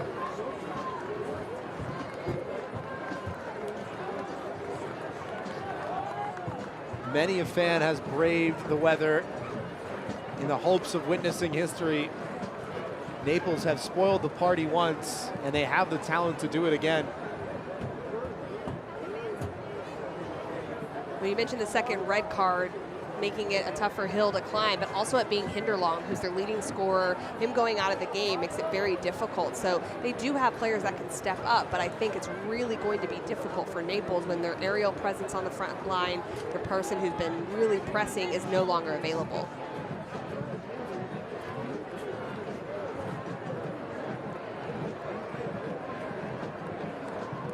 Portland with 2 on the night thus far. The first right at the end of the first half. And this is lovely composure again from JT Kamara. Yeah, Kamara coming on in the first half as a substitute, stepping up in this moment, gets the assist from Varela. So already on 1 assist, and then Varela steps up here, counter presses right away, gets the ball back and intercepts, and then a lovely curling finish to the back post. Varela with his first in USL League One, into the top right corner. And the way this match is going, you can't say that that is enough for Portland. You just don't know. and luckily for Varela, he got enough power on that because it was actually curving in towards Halterman, but enough power on it that it does go into the back of the net. But really need to figure out how to stay compact defensively here in this last 10 minutes. So it looks like head coach Matt Poland will exhaust all 3 of his final substitutions. Rodolfo Zulia, the Puerto Rico international, into the match. So too is Ian Garrett, the Michigan native that has played most recently in the Finnish first and second divisions. Roscoe Rubenstein as well, 20 years of age, formerly of the Schalke Fear Academy.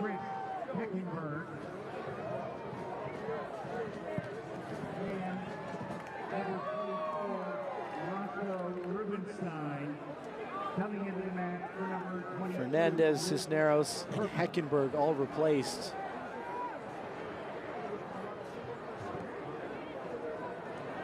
So a couple changes in the center of the park, particularly defensively so for Naples. They've got to defend Washington now, looking for Liati. Try to get it back to him. Instead falls to Punanjaran. Substitutions presented by $3 Deweys. Kamara still weaving his way through. So light on his feet. Punanjaran for Wada, opening up. It's Wada! And it's wide.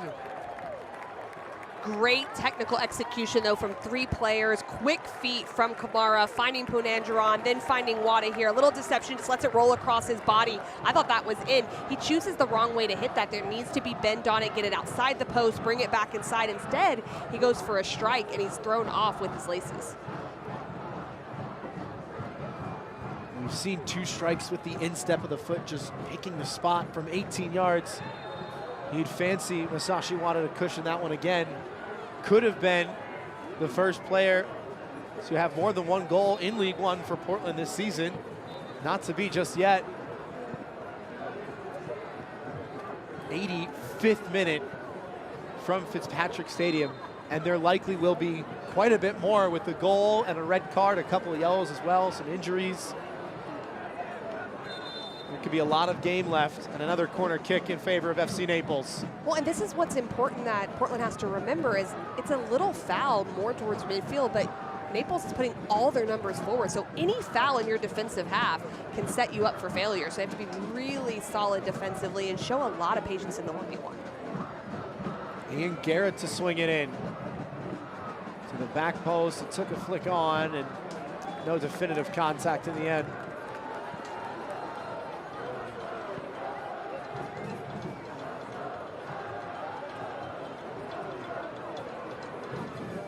So if you're head coach Bobby Murphy, what's the message for the Hearts of Pine to try and get over the line? If you're under pressure, get it forward. Let the front four really be able to press high. The further they are away from your goal, the better. But your back four, plus your holding midfield of Wada and Punanjaran, really have to be underneath those front players that are pressing and make sure that they're taking inventory of where the Naples attacking players are.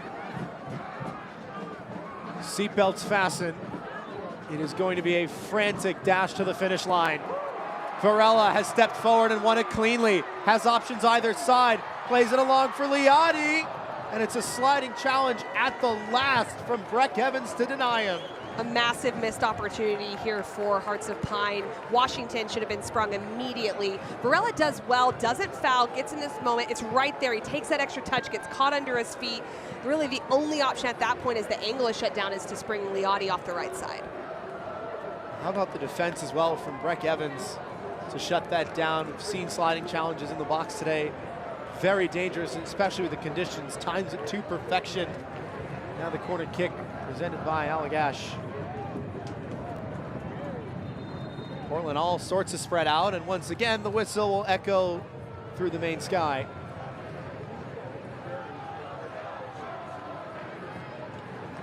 Walter Varela has set up shop in a not so opportune position. Corner this time played short. Kamara wanting to dance, Garrett not falling for it. Instead earns a throw in for his side. And if I'm a coach, I don't mind that from Kamara. It doesn't look great to turn over the ball there, but he immediately counter presses, gets pressure on the ball, and that's all you can ask from your winger. Glasser, a lot of energy left in the tank for him. Gets a good cross away. Swing and a miss, but will fall to the back post. Sliding challenge blocks it. No counter. Evans stepped up to deny it. Instead of Zanliotti trying to spring forward. Has the burst of speed and the stride to match. He's got such an athletic gait, just able to cover so much space with that first touch. Well, and then showing the wherewithal to start it over too. There's only Washington ahead of him. Wada into the area, cutting it back. Flying save from Halterman. May have got a touch on it. Nobody was crashing at the back post. Well, both players were in a more deeper lying position. Varela and Washington were really making the same run where it needed to be cut back. Wada decides then just to find a zonal area, but there was no player there to take advantage of it. It was a touch from Halterman in the end. May have been just enough if someone was there. Messer will take his sweet time.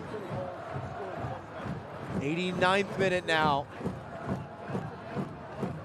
Varela off a defender once again. The USL Championship and League One are on CBS Sports and ESPN platforms all season long. Catch live matches and expert analysis every day on the CBS Sports Golazo Network and ESPN+. Go to USLChampionship.com or USLLeague1.com for the complete USL TV listings.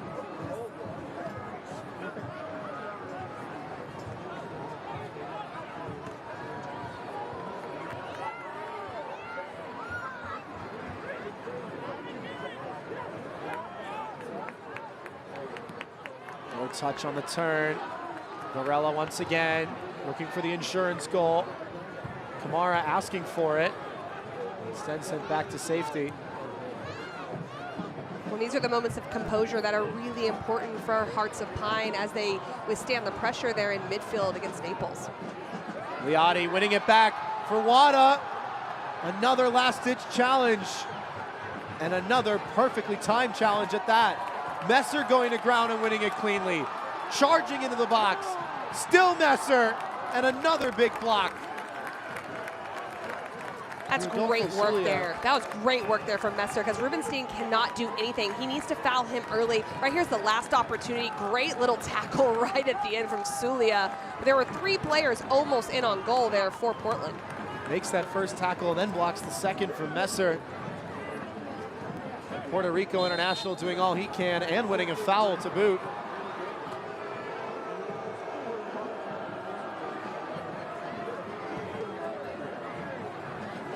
The 90th minute has now fully elapsed.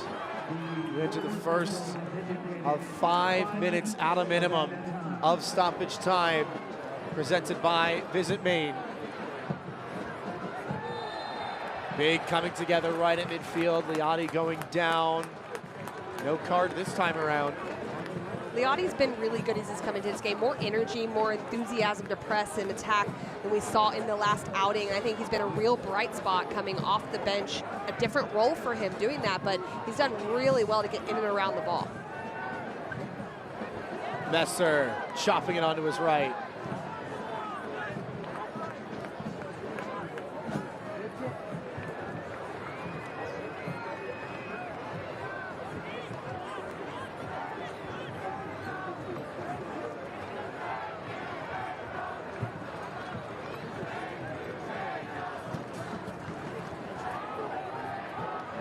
Washington facing goal, gonna have a go. Not a bad effort in the end. Why not? I think that makes complete sense. It was the right choice of finish in that moment, from that distance, from that angle. And right now you're seeing them sort of take advantage of the 2-player advantage that they do have. Washington goes for goal. You could say, hey, you can keep that, but I think it's a decent decision in that moment. He's had a heck of a performance going the distance in this one. Goes down, but managed to win the ball. Varela, Hernan, Kamara. Varela wants it back. Kamara will keep it, turning his defender inside out. And the challenge comes in right at the end. Once again, every time JT Kamara is on the ball, he looks to create havoc. That's the first time I've really seen a different level of unpredictability from him in this game. He wants to be on his left foot, and most of the time he has come inside. But what I love is that he uses that deception to then accelerate and go to his right.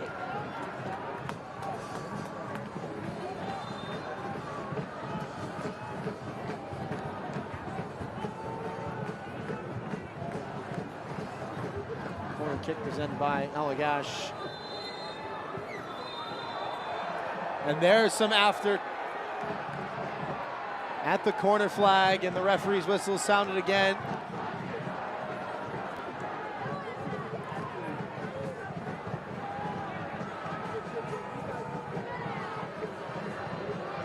Well, Liotti definitely instigated this. He's trying to win it back. He rips the shirt right there of Garrett. It's after the play. Liotti, it just comes in contact with Torres. Not a whole lot in that, but this is just delaying the game. Naples obviously wants to get it started immediately. 2 minutes and some change. And again, there really hasn't been much of a clean 50-50 ball in this match. Just so physical from start to finish.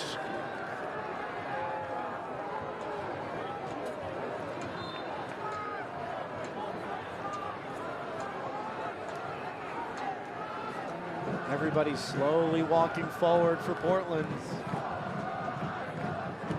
The fans can feel it, but they've been this far before. Trying to finish that last 0.2 of the marathon.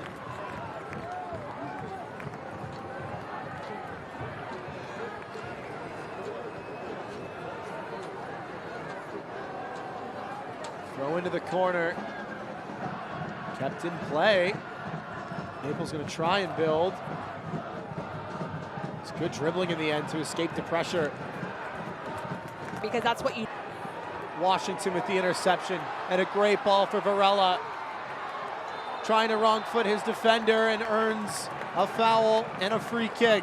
I can understand the frustration though. Varela's going, hey, there's an advantage for me. I'm in a 1v1. I got out of the foul. Let me see if I can take this in my favor and go to goal. Right here, steps in really well. This is the foul. It's obvious, but he shakes it off and he's able to get going forward. The foul was just called a little bit premature. So this is the sort of range that you would fancy a direct strike on goal. It looks like it will be Nathan Messer to take it.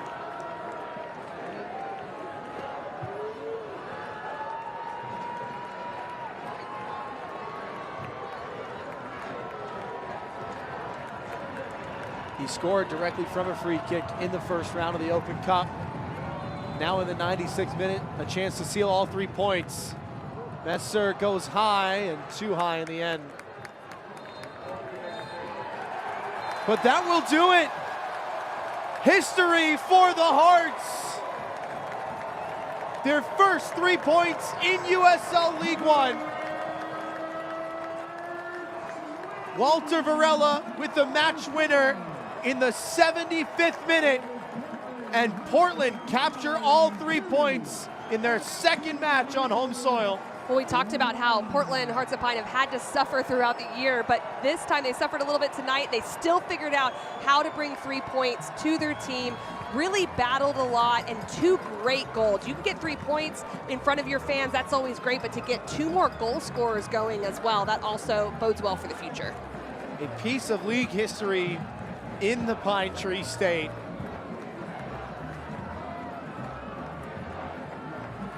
Walter Varela, the hero. Halterman, this is a big-time goal by a player that really was all over the place throughout the entire game. Walter Varela with a goal and an assist tonight. Named the man of the match, presented by Trellis for a history-making performance. Plenty to talk about on the other side of one short break. The post-game show from Fitzpatrick Stadium in just a little bit. 2-1 the final, presented by Apres.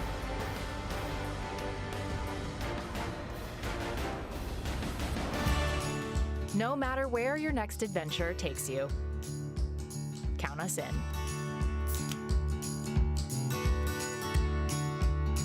Allagash Brewing Company. From Maine with love. No matter if you're out for a long hike or for a long sit on the porch, adventure is whatever you say it is. Allagash Brewing Company. From Maine with love.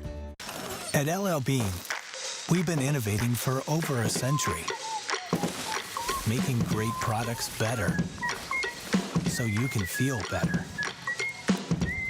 Day after day, year after year. Outside together since 1912.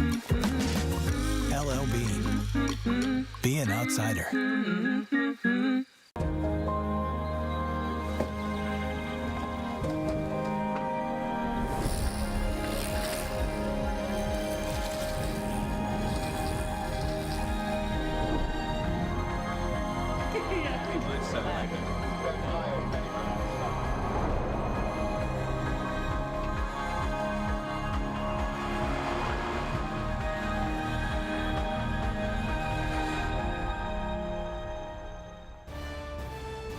Jubilation in Maine. 2-1 the final score, presented by Apres. As the man of the match, Walter Varela signed some well-earned signatures. Phil Kalani, Casey White with you to take it home as we take a look at the full-time highlights presented by Toms of Maine. And what a match this was, and it started very early in this one. There was a lot going on in this match. I don't think anyone expected that red card to come as early as it did. And to Serrano, he certainly didn't expect it, getting his first start coming into the game for Naples. But that would change the game a little bit. A lot of possession for Portland in the first half, but the breakthrough goal in the first half would come off of substitute JT Camaro. A lot of deception, a lot of composure, and a great finish off the assist from Varela. It's that second touch that fools all the defenders. It takes a little bit of a touch on the way through, but he won't care. 1-0 to score going into halftime. And then, shortly out of the break, tonight's save of the match. presented by Kennebec Savings Bank. Not once, but twice, Hunter Morse answers the call. Morse was really called upon in the beginning of the second half. Naples started to look really good. He had to come up with some big saves. This one was huge because it was during that momentum. It was a second chance opportunity, almost looking like it might wrong foot him in that moment. But Naples would continue to push. This one cleared right down to Perpa. A great first touch. The second one gets it on frame. And this is what happens when you put power behind a shot. Sometimes it deflects and goes in. Off the shins of Morris, and Perpa with his first for FC Naples, but that was not all she wrote. It wasn't. Nathan Messer getting forward in advanced position again, and Walter Varela said, you know what, one assist isn't enough for me. I'm going to go for a game winner as well, and that he does with a great bending ball to the back post.